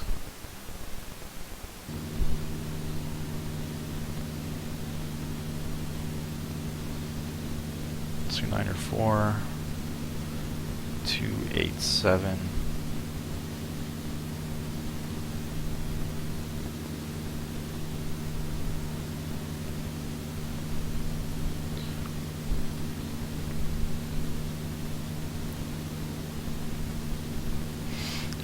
Airport elevation is 84 feet, almost sea level. So let's descend to 1,000 feet in a bit here. We can turn on our landing lights. Turn off the cabin lights. These cabin lights actually do turn on and off. So right now they're in the off position, and you can see when I turn them on, the cabin lights up. Here the light, here they are. This is a nice model. I do like it visually, how it functions. I'm pretty happy with this Alabeo model.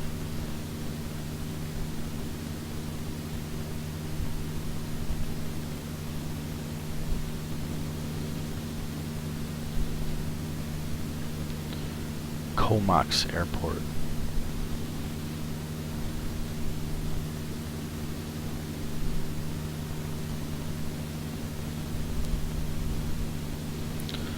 I think we're seeing the airport light up ahead. Yep. There's runway. Oh, just lost visibility. There's runway, the runway that we need. So I'm going to start my descent.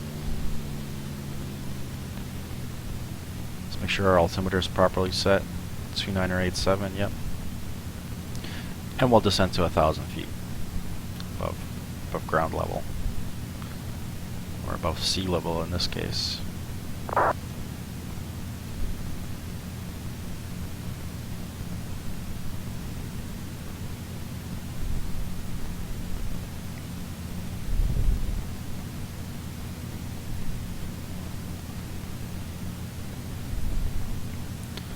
Vancouver Center, Cessna 8748 has the airport in sight.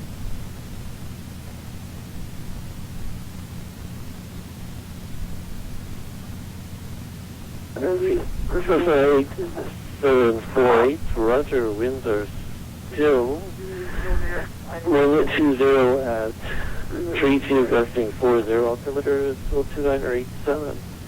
Vital discretion join left downwind for 12. Left downwind for 12, Cessna 8748.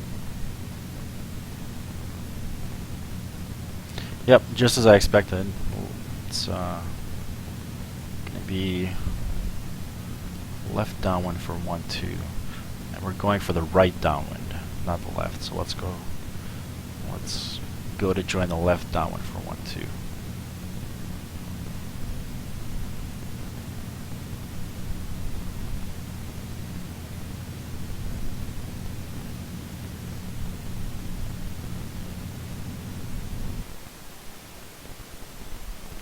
See if we have charts of this airport available.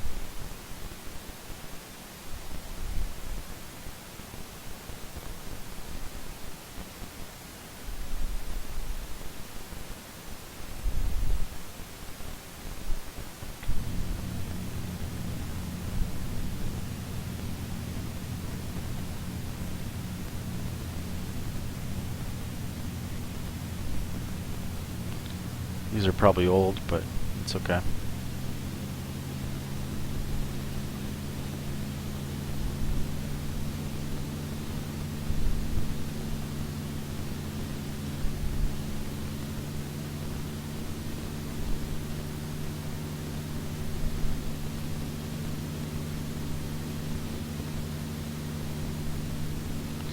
Okay, so we're gonna make a left downwind for when we want to. We're gonna land at 12, and then we'll look for a right-hand turnout, probably at Charlie. Then we'll take Alpha back to the parking area.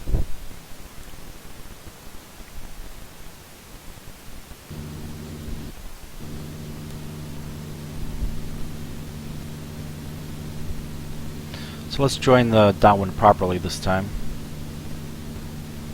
Although I don't know if you, at a towered field, I don't know if you have to enter the downwind on a 45-degree angle. I know I'm pretty sure that's the proper procedure at an untowered field, but I'm not sure about a towered field.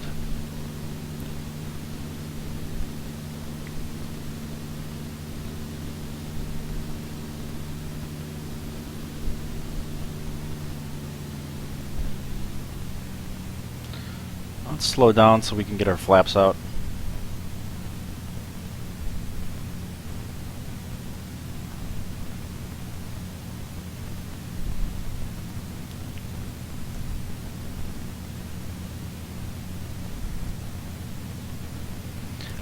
For what? Why do you enter on a 45-degree angle?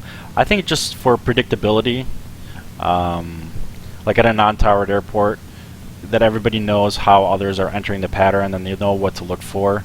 Because if everybody entered the pattern at different ways, it may get confusing, and you may not know what to look for. But if everybody enters on a 45-degree angle, I think about midfield, or maybe at the beginning of the runway. I think it makes it easier for people. At least that's my explanation. But again, I'm not a real-world pilot, so don't listen to me.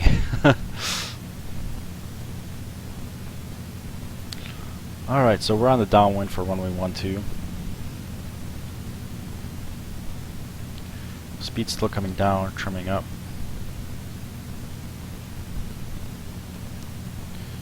Cowl flaps are closed. Let's open them halfway for landing. I have to check on this procedure, but typically with aircraft with cowl flaps, you open them a little bit for landing in case you do a go around and you have to heat up the engine for the go around.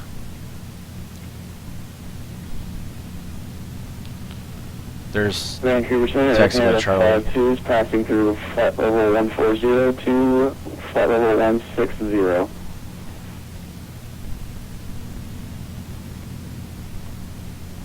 Aircraft 3952, welcome aboard, climb flight level 250. Climbing to flight level 250, Aircraft 3952.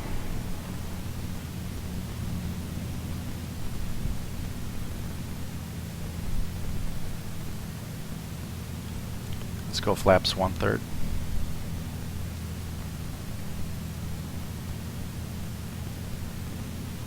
Mixture full. Full rich.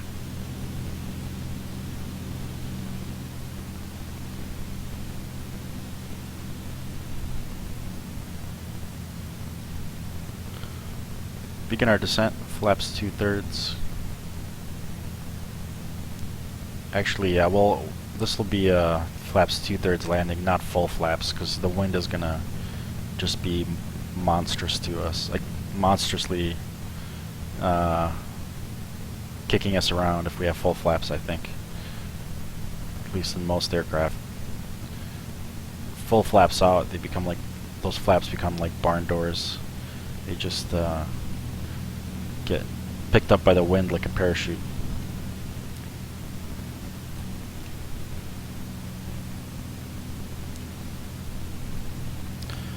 Continuing our descent.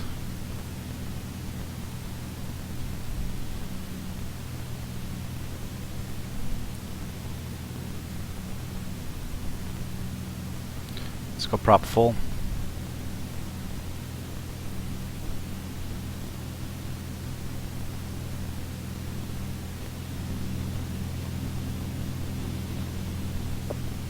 Eight seven four eight.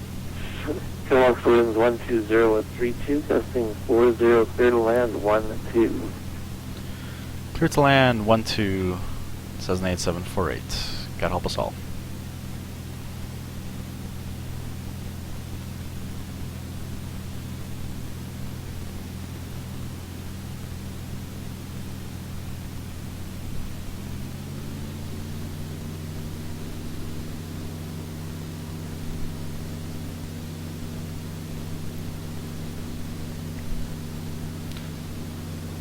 Not too bad so far. At least the winds are directly in our front.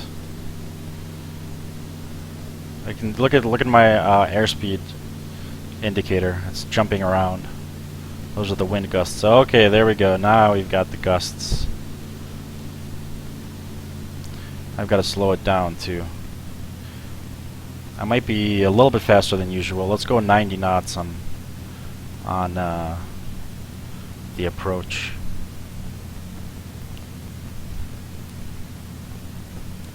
We're a little bit high, so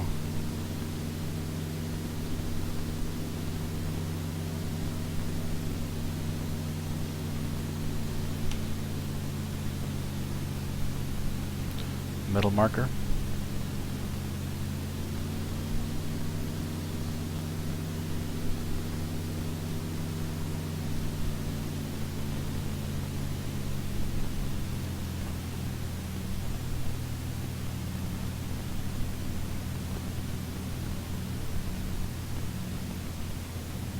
Whoa, that was a wind gust. That was a gust. Now we're a little bit off track. Inner marker.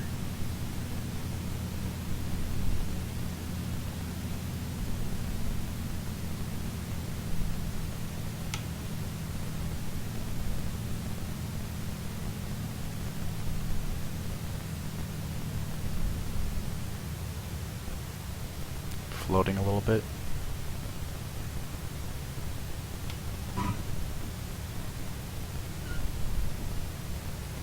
That wasn't too bad.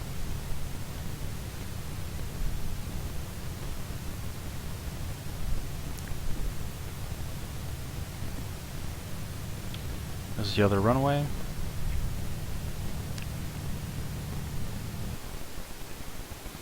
And we'll exit at Charlie.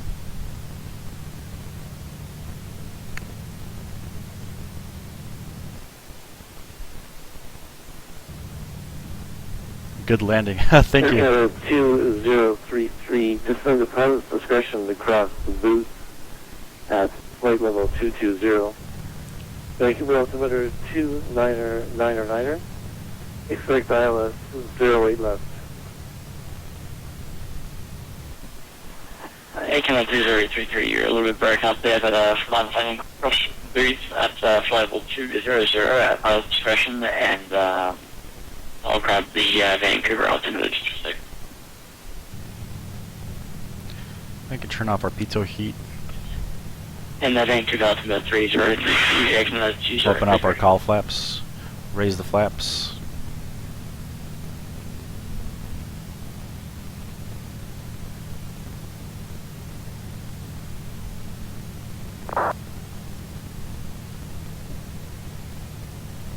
Air Canada 203, send you a text to that just for clarity.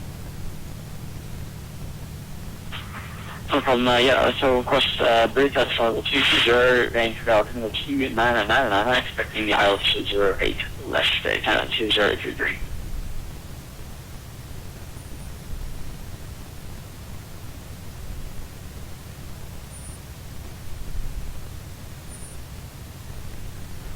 Eight 748, welcome to Coma. Taxi Alpha to the terminal, cross runway 36, and have a good evening, sir. Thanks for flying. Taxi Alpha to the terminal across runway, and thank you for the great ATC. Cessna 8748.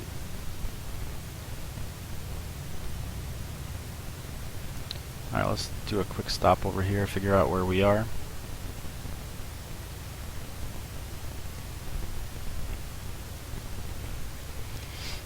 Turn off our strobe lights.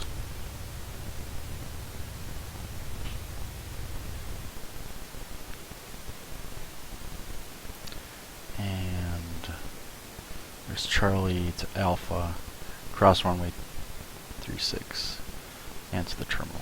Okay, simple enough. Let's note the landing time of 7:10.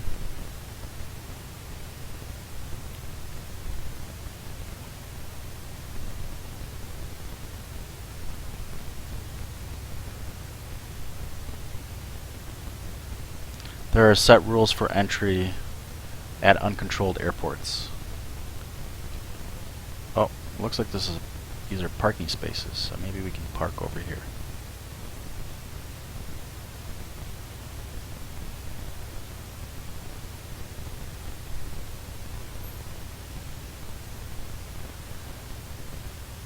Yeah, let's just park over here rather than going to the terminals, rather than going over there. These look like nice parking spots.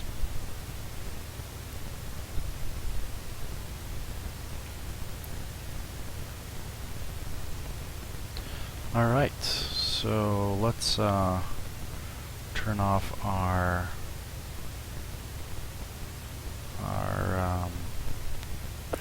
avionics. Vancouver Center, good evening. Air Canada 1188 with you, leveled off at 160, inbound to the cap.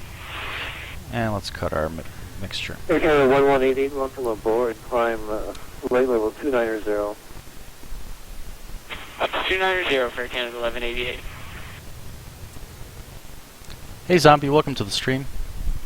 How are you doing today? 3952, you're leaving my airspace. Channel center currently offline.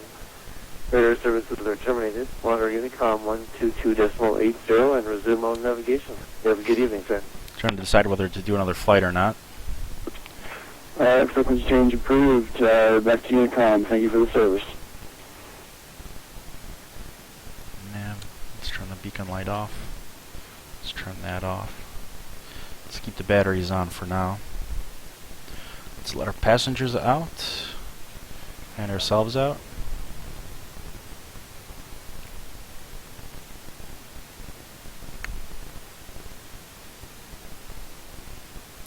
Fly to Vancouver. You know what? I'm. Oh, this is Brad talking to me in chat. I think he's watching the stream too. Oh, hey Zombie. That's cool. You're saying that you've been a follower, you haven't seen me stream. Oh, nice. So you probably saw my my YouTube stuff, maybe. If not, or you might have seen my Twitch highlights. But in any case, yeah, I enjoy doing this. I've been streaming more lately, and let's see. I would fly to Vancouver, but in big cities, my frame rates drop a lot, and I don't know if there's any flight sim economy jobs going to Vancouver. There probably are, but Let me check either way. So here we are. Welcome to Comox Airport. Let's leave our.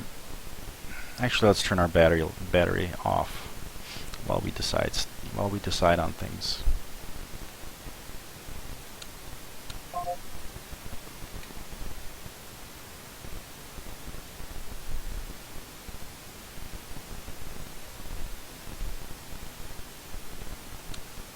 I've changed my mind. I'm going to turn my battery on in case Brad wants to send me a message over VATSIM, because I don't think I'll be able to receive it if I have my battery off. Okay, let's take a look. So we're at Comox Airport.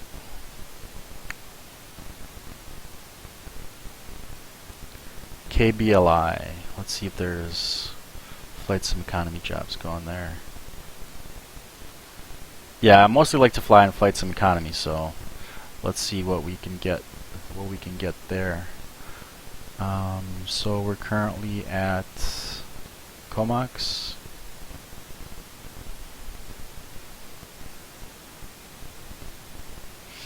And there's a bunch of jobs. I want to stay on Vancouver Island if I can. What is this? Tofino, that'd be interesting. Across the mountains.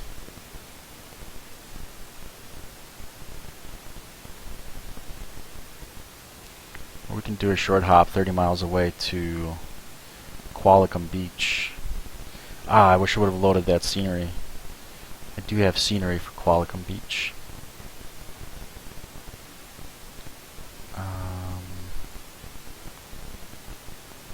Let's do this hop. Let's go 1, 2, 3, 4, 5, 6, 7.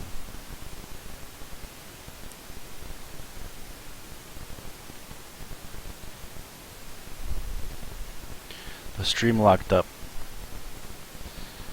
Try refreshing and seeing if that works.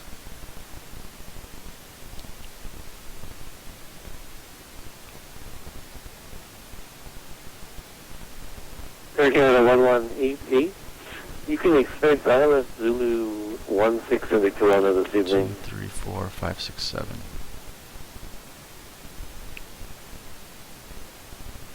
Roger, we'll expect the ILS Zulu for 16 for Air Canada 1188.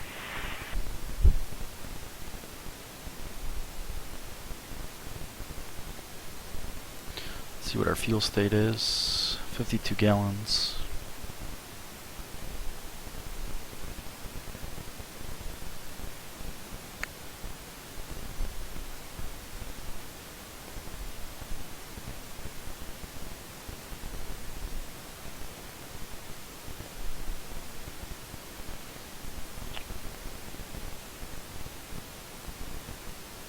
Yeah, no problem.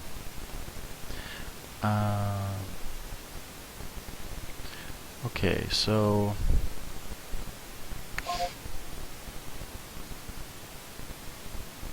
the stream froze again. Maybe that's my cue not to do another flight.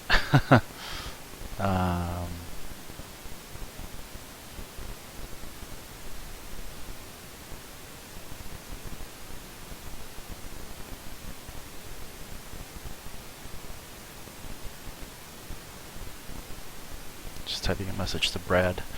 It may be on Twitch's end, because it's looking okay on my end as far as upload rate.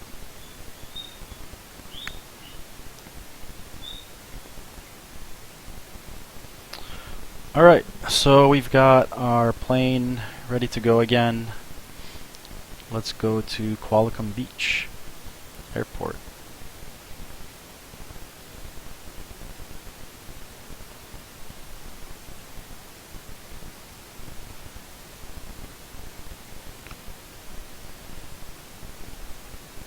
File a flight plan. Sorry, this is off screen. Charlie Yankee Quebec Quebec to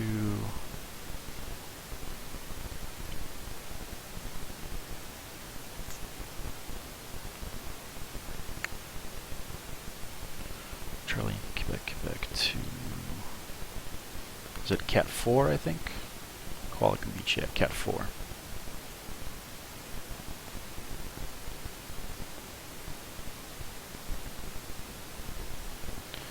We're going to depart at about 0330 Zulu. Oh, it's going to be about a, let's see, cruise at about 1,500 feet, or 2,000 feet, let's say. About a 15-minute flight.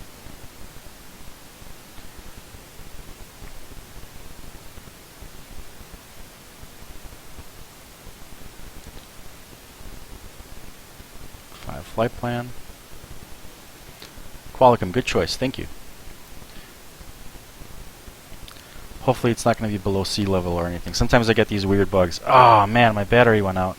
Dang it. I knew you shouldn't have left it on.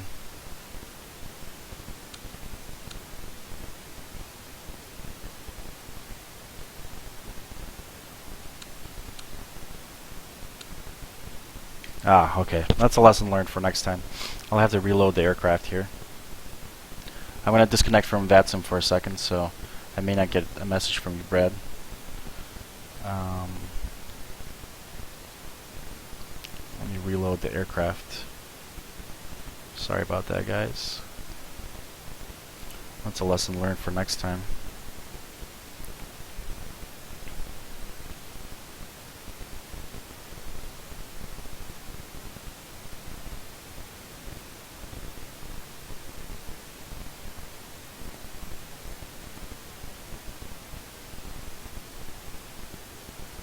Alright, so I'm just going to take a few notes here. This will be our next flight. Departure, takeoff, landing, arrival. Set up my little template here to jot down my logbook information. You guys may be hearing my guinea pigs in the background.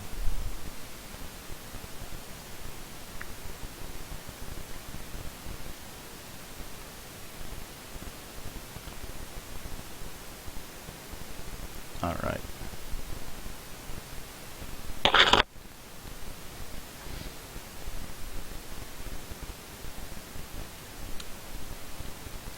Sure everything's off. Okay, the aircraft is just like we left it, except we need to open the doors.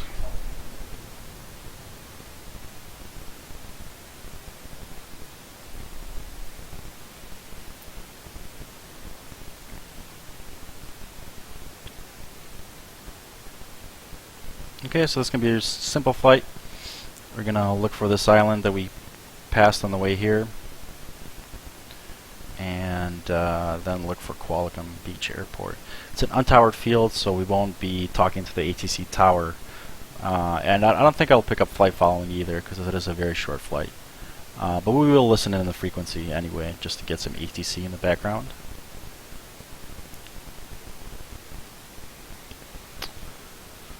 Connect to VATSIM again. Refile the flight plan.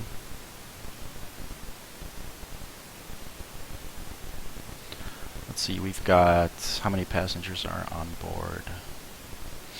We've got 7 passengers on board, so we shouldn't have to change the payload, just log into Flight Sim Economy and that should work. So let me log into Flight Sim Economy off screen.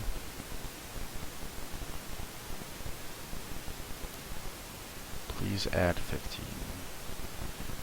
Oh, I think when I reloaded the aircraft, it didn't have my passengers like I had it configured initially.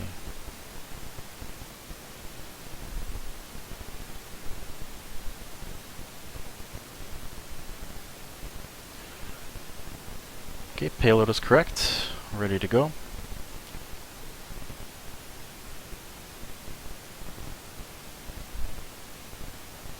Let's hop into, well actually let's do a pushback here.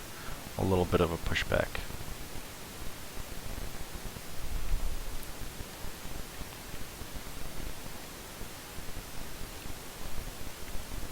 just for it to make it easier for us to leave this this ramp.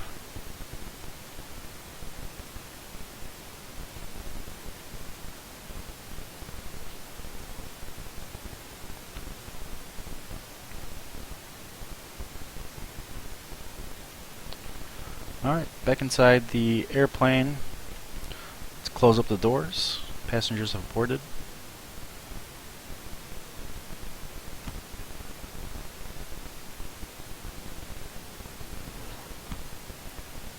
Correct window open.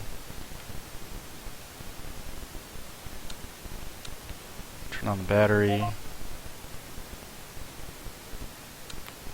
Turn on our lights. Nav beacon light are on. Mixture to full.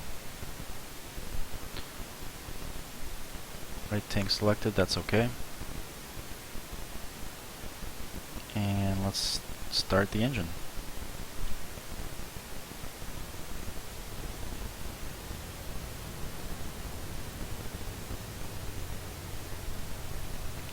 Okay, that's looking good.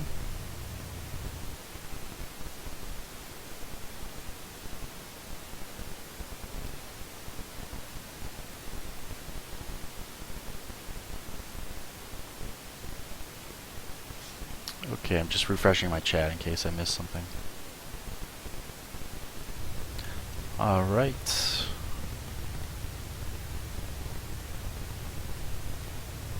Forgot to yell clear prop. Again.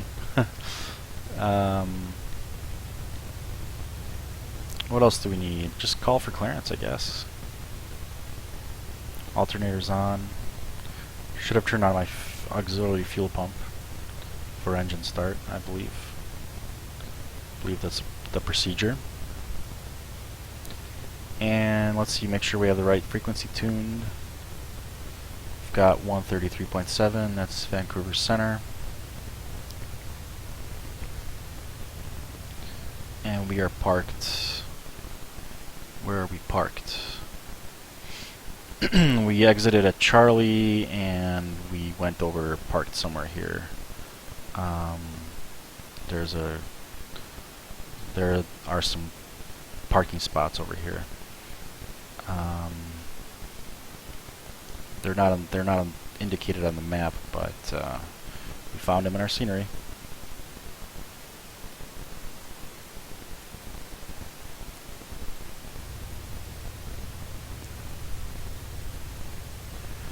Vancouver Center, Cessna 8748, looking to depart Comox Airport to the east. We're currently parked at a parking spot next to taxiway Charlie.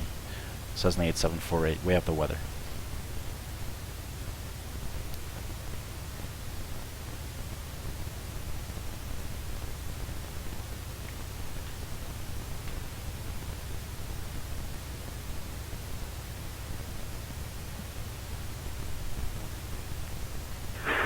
A748, clock 4024, winds 130 at 28, gusting 36, altimeter 29 or 89er. Taxi Alpha to intersection of 36 and 12, and hold short of 12.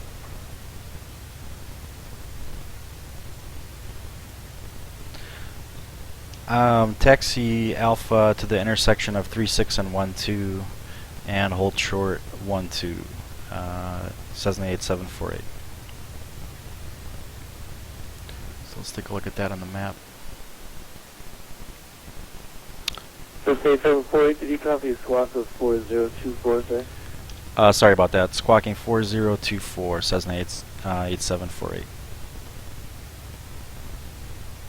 8748, roger. Let's put that in before I forget. 4024.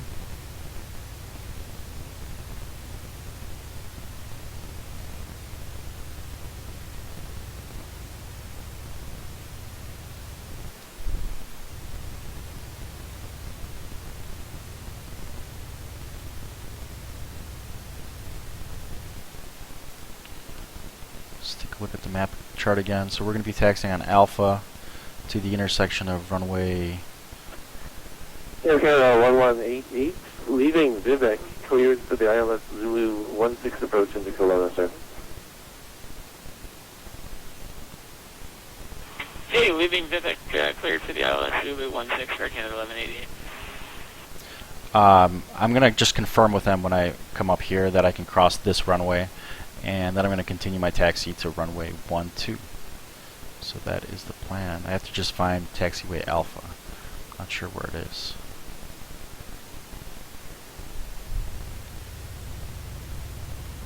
All I see is the runway.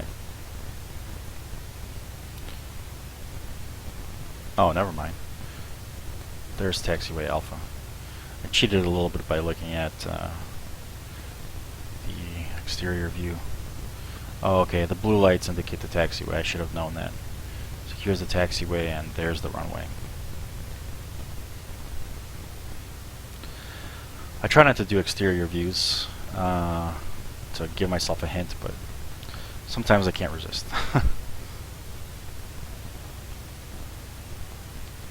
Flight sim economy is set.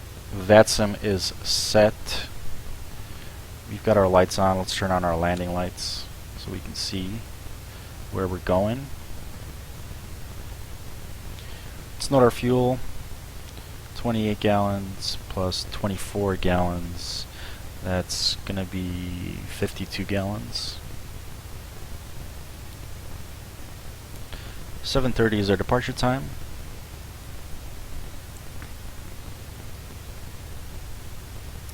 And I'm going to turn on the auxiliary fuel pump and switch the fuel tanks to the fullest tank, which is our left tank. And let's start our taxi.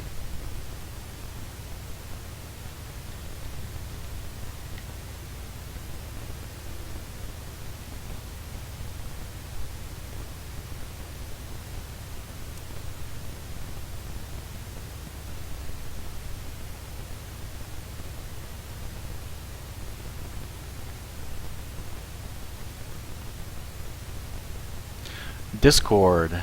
Are you suggesting that I get a Discord server, Zombie? I do have an account. I'm just learning how to use it, actually. Haven't really used it too much in the past, but it's definitely a possibility. So where's this taxiway? Almost ran off the edge of the taxiway here.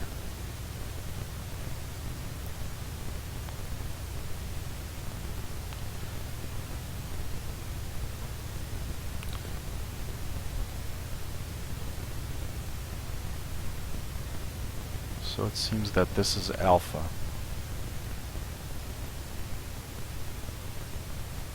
There we go.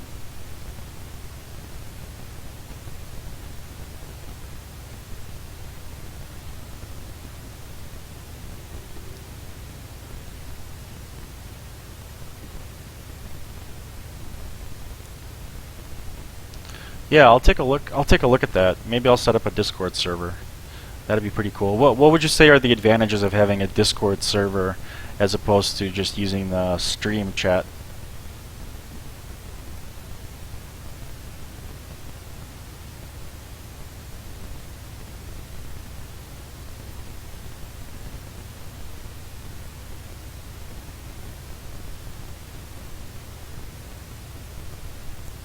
Alright, taxiing on Alpha. Let's put our flight plan page back up. We don't want to use our GPS, we want to navigate visually. Today at least. Sometimes I like to use the GPS. It really depends on my mood. Ah, okay, you could use voice to communicate. Okay. That'd be useful.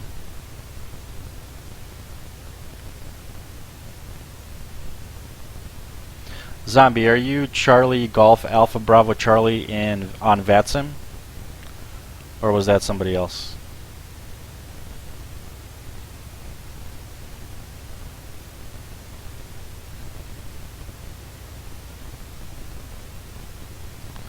Be really gentle with the rudder control when you're taxiing with this aircraft. Very sensitive.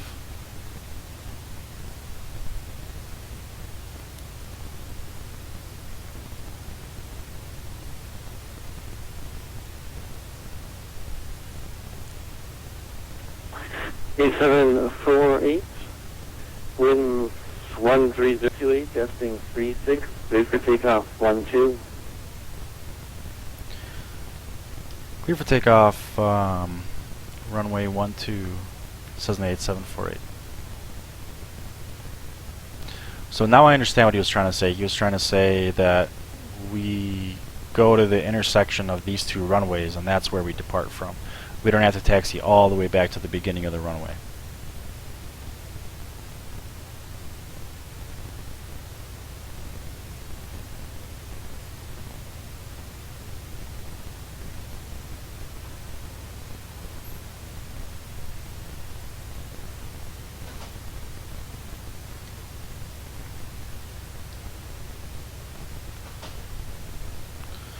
So let's get our aircraft ready to depart. Strobe lights on, pitot heat is on, mixture to full, flaps to 1/3. Center Canada 1188 is established. Let's get our feet on. Runway 16. Cowl flaps open. Air Canada 1188, winds are 170 at 4, clear to land 16, and I'll be logging off in a minute, second, sir, so you can monitor Unicom 122.80. Have a good landing into Kelowna tonight, sir. Roger, clear to land, and over to Unicom. Thanks for the service tonight. Have a great weekend. Stream is in rough shape, won't even load now. Sorry about that. I don't know what I can do because I'm seeing good upload rate.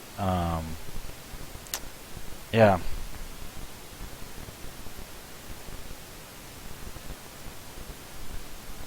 Guess I'll have to play around with my settings for my next stream. Okay, so we're ready to depart. 7:36 is our departure time, or 7:35. Or I've already noted that.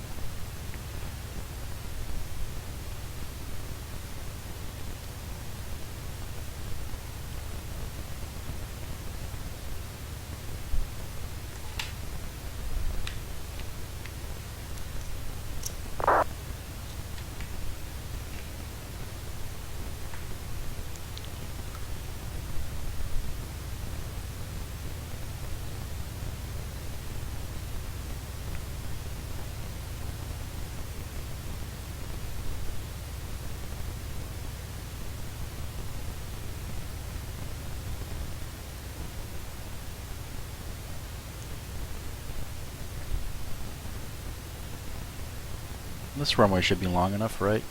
Yeah, it's 10,000 foot runway, we're good. Alright. Let's set takeoff power.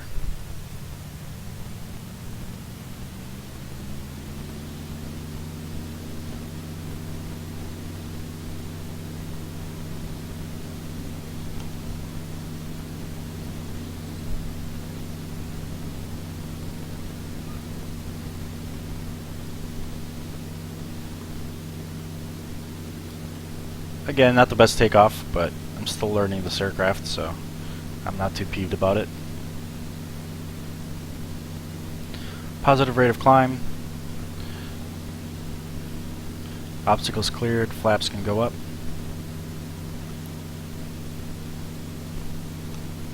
And let's set climb power. Climbing to 2,000 feet.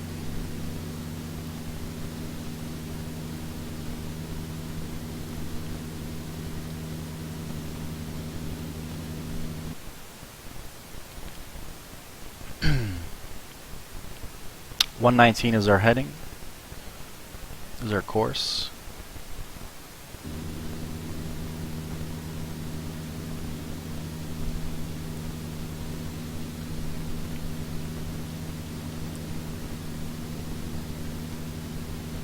Continue our climb.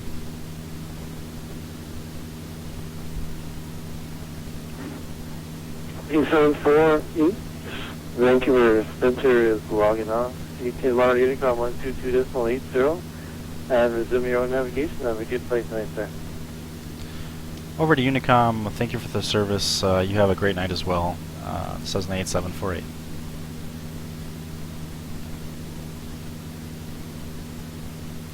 Very nice controllers on VATSIM. Really professional, really good guys and gals.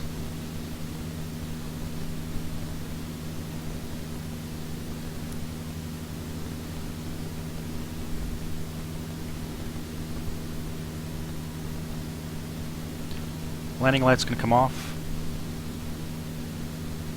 We're not gonna be cruising for too long.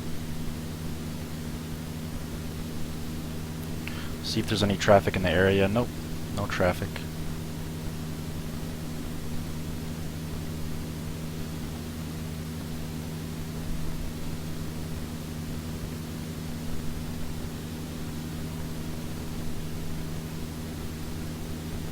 So I'm gonna squawk 1200. I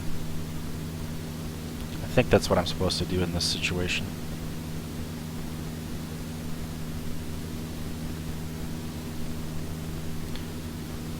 Actually, let me keep my old squawk code, because if he wouldn't have logged offline, I wouldn't have changed it.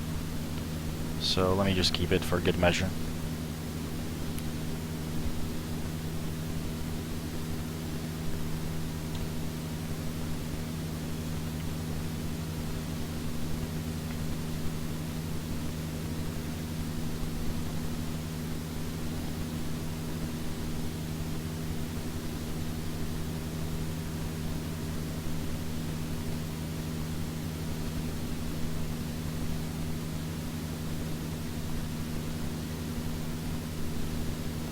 Alright, we're at cruise altitude.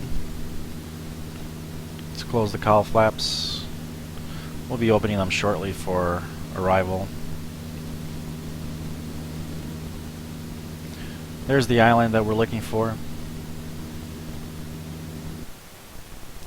Here it is on the map. So we're going to go to the center. We're right on the northeast edge of the island.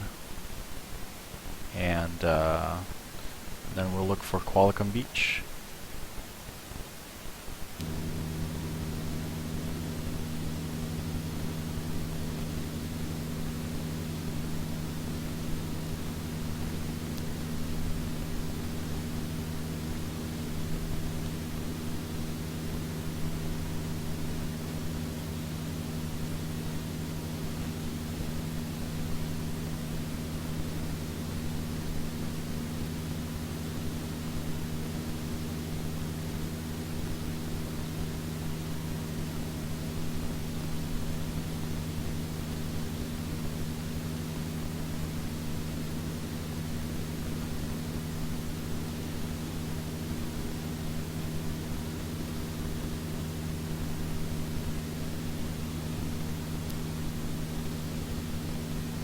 Leading out the mixture a little bit.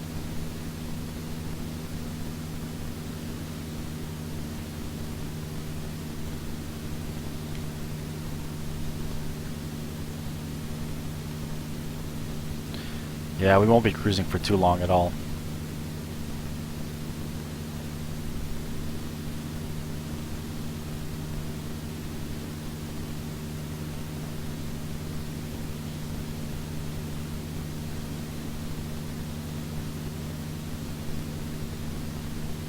Heading cross-checked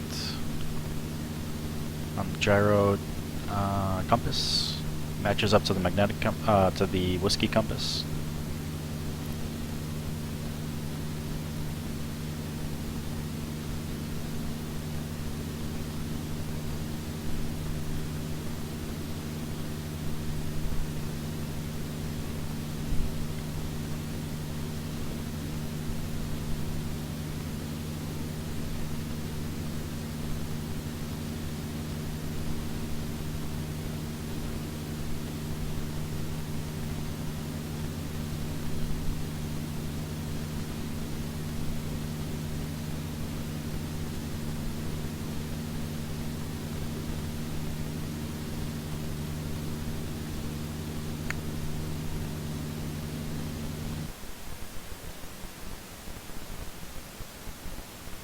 Hey, no worries. Brad is saying, turns out the stream is fine. It was his laptop, works fine on the desktop. No worries. Yeah, it's good to get feedback on the stream quality and audio quality and whatnot, so I do appreciate that.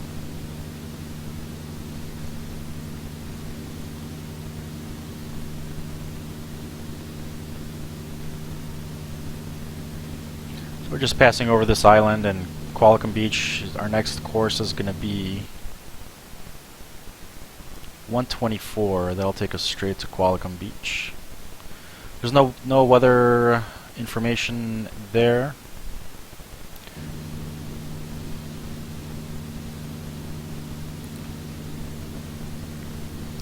So I'm just gonna assume the winds are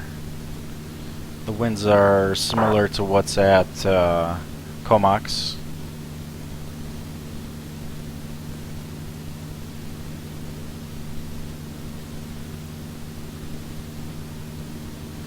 I'm gonna assume it's similar to Comox, and I'll land on the eastern facing runway, which is gonna be runway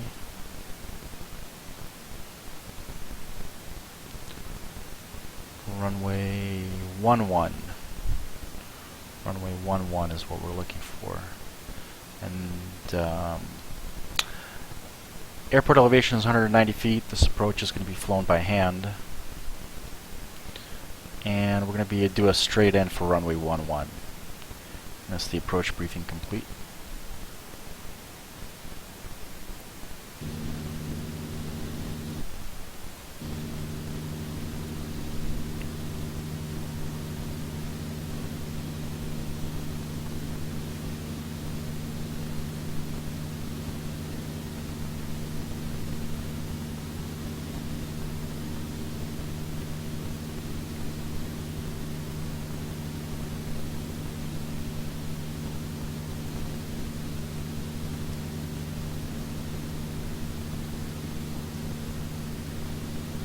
We'll keep the same altimeter since we don't have any weather information at Qualicum. Just look for the airport at this point.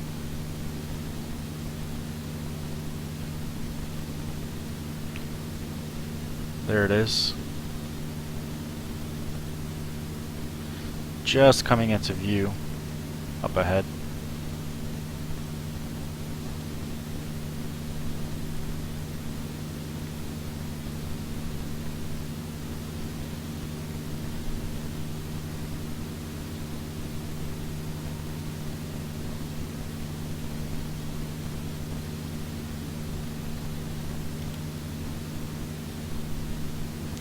Man, this is fun flying, man. I could do this all day.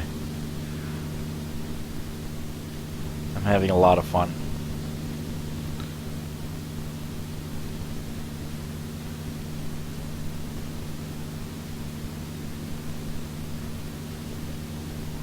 It makes me want to really get my private pilot's license.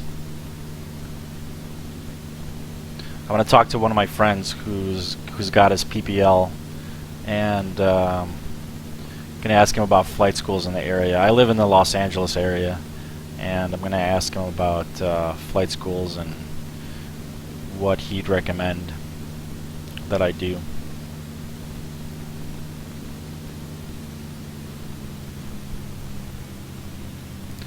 And we're gonna descend to a pattern altitude, about 1,000 feet, 1,100.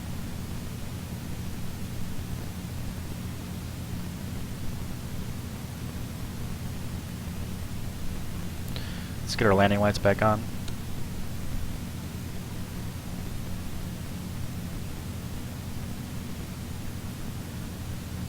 Oh, that's cool, White Wolf Sport. Yeah, I live in the Koreatown area. So near downtown LA.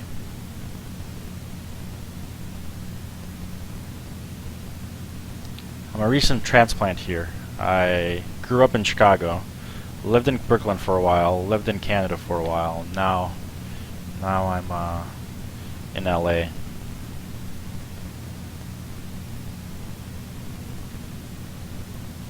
A lot of great airports in this area.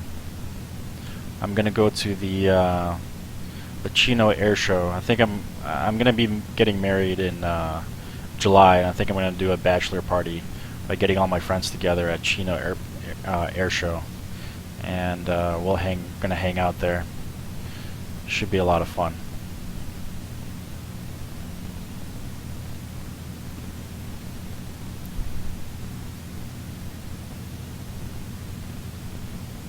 Oh, cool! Your home airport is Kapok, and you worked at Kilo Charlie Charlie Bravo and Ontario.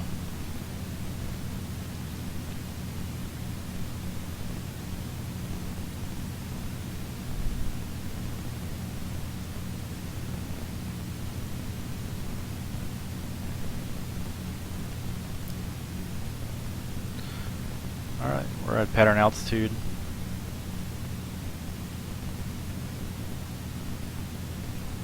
Plains of Fame I'm thinking of Plains of Fame. Isn't that a Chino? Plains of Fame is the one I'm thinking of. Cable Airport. Yeah, actually, the friend that I mentioned, he flies out of Cable Airport.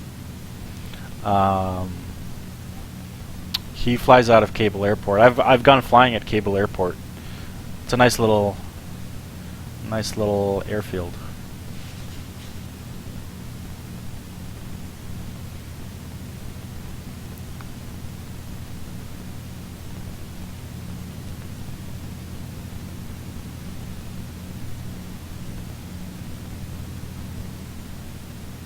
Alright, getting lined up with the runway here. Doing a long final. No traffic in sight.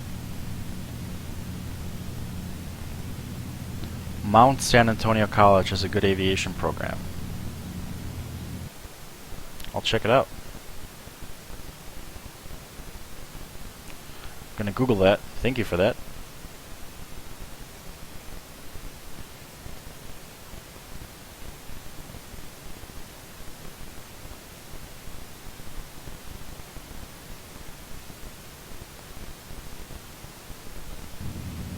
Thank you for that, sir.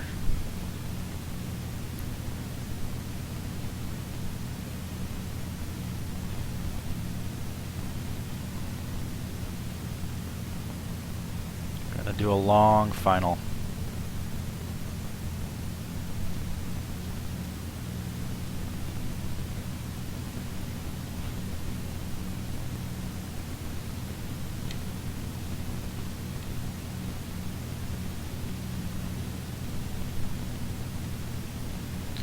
Let's get our cowl flaps open halfway.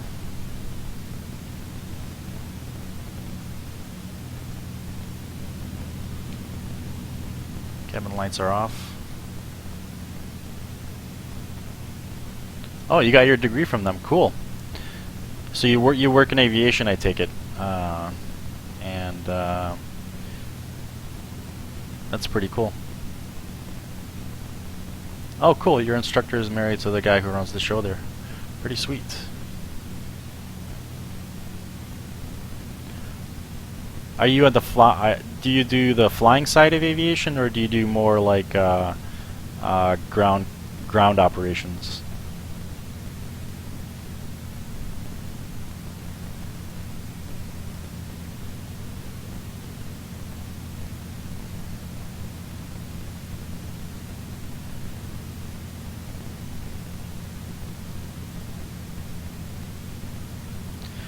I forget, White Wolf Sport. Were you the guy that was in the military and that worked on the stealth bomber? Was that you, or was that another person in my stream? Sometimes I get the Twitch handles confused. Flaps down. Oh, you stopped at your private pilot's license due to back injury. Okay, sorry to hear that. Got mixture full, prop full. A little bit high on the approach. Let's go flaps 2/3. Oh, okay, that was somebody else. Gotcha.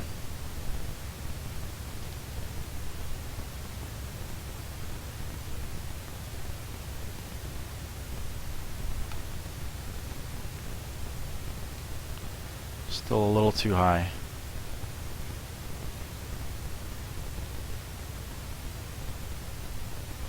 We're descending nicely. Gonna recapture that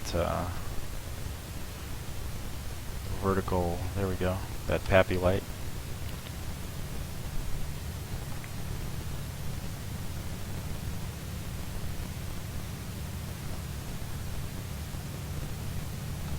We're gonna make a left-hand turn out after landing.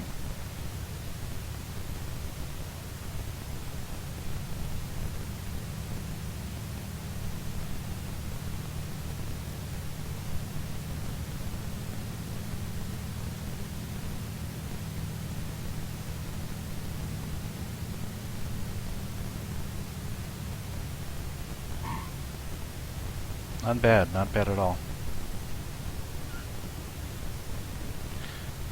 Little nose high there, I couldn't really see.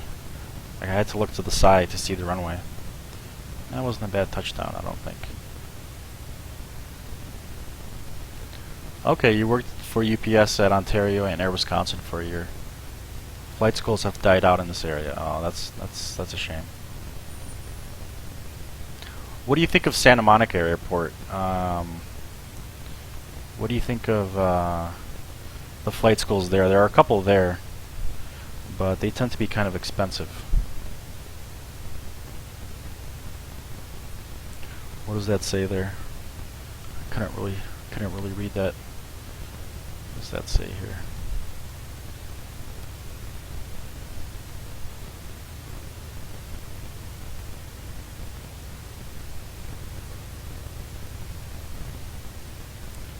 Let's park over here somewhere.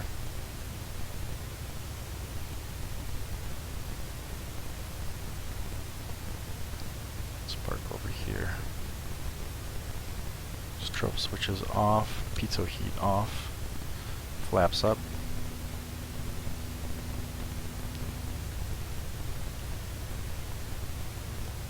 Ah, I landed short. Ha!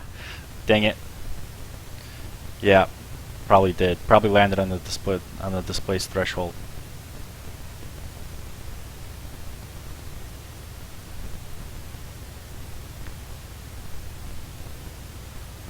Let's park over here. Gingerly cozy up to this little hangar. It all looks too small for us. There we go. Let's turn off that. Let's reset this to 1200. Turn that off. Turn all the avionics off, and mixtures can be cut. Yeah, we should do lunch sometime. That'd be awesome. I'd like that. That would be fun. Just message me about what you had in mind. I was gonna meet up with my friend. He lives out close to Cable Airport, and maybe I can meet him for dinner. I can meet you for lunch. That'd be fun. If you live in the Cable area, I'm not sure what part of LA you're in. I'm just west of downtown, like I mentioned. All right. 7:57 is our arrival time, and we've got, how much fuel do we have on board?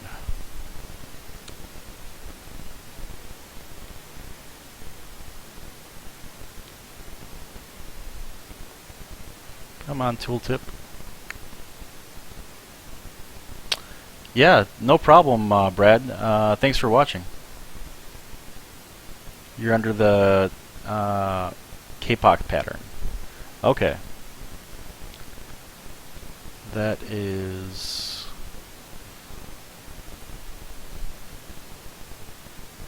Let's check that out on the map.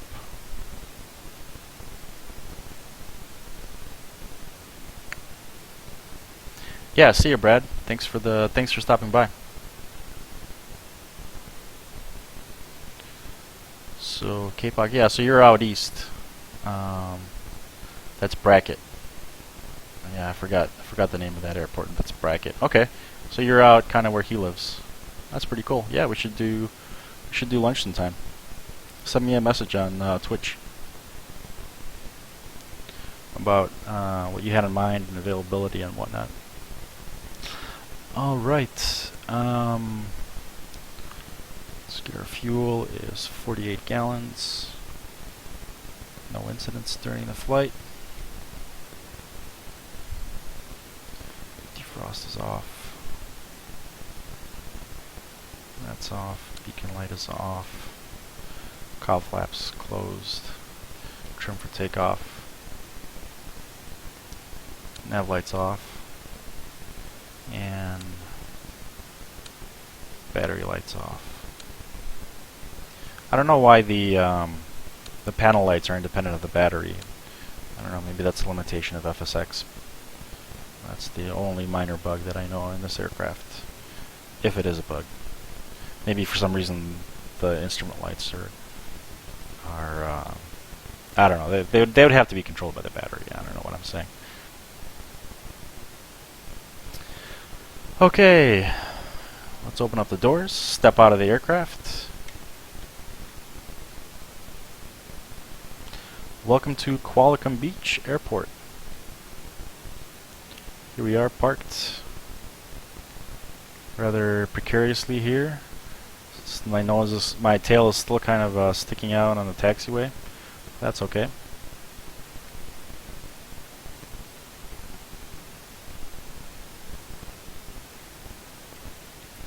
Alright, I want to thank you guys for watching. I'm going to log off of VATSIM and log off of FlightSim Economy. I'm going to do a quick replay and play some music, and I'll catch you guys next time. Thanks for stopping by and thanks for chatting with me. It's always a lot of fun. And White Wolf Sport, let's do lunch sometime. That'd be a lot of fun too. All right, see you guys.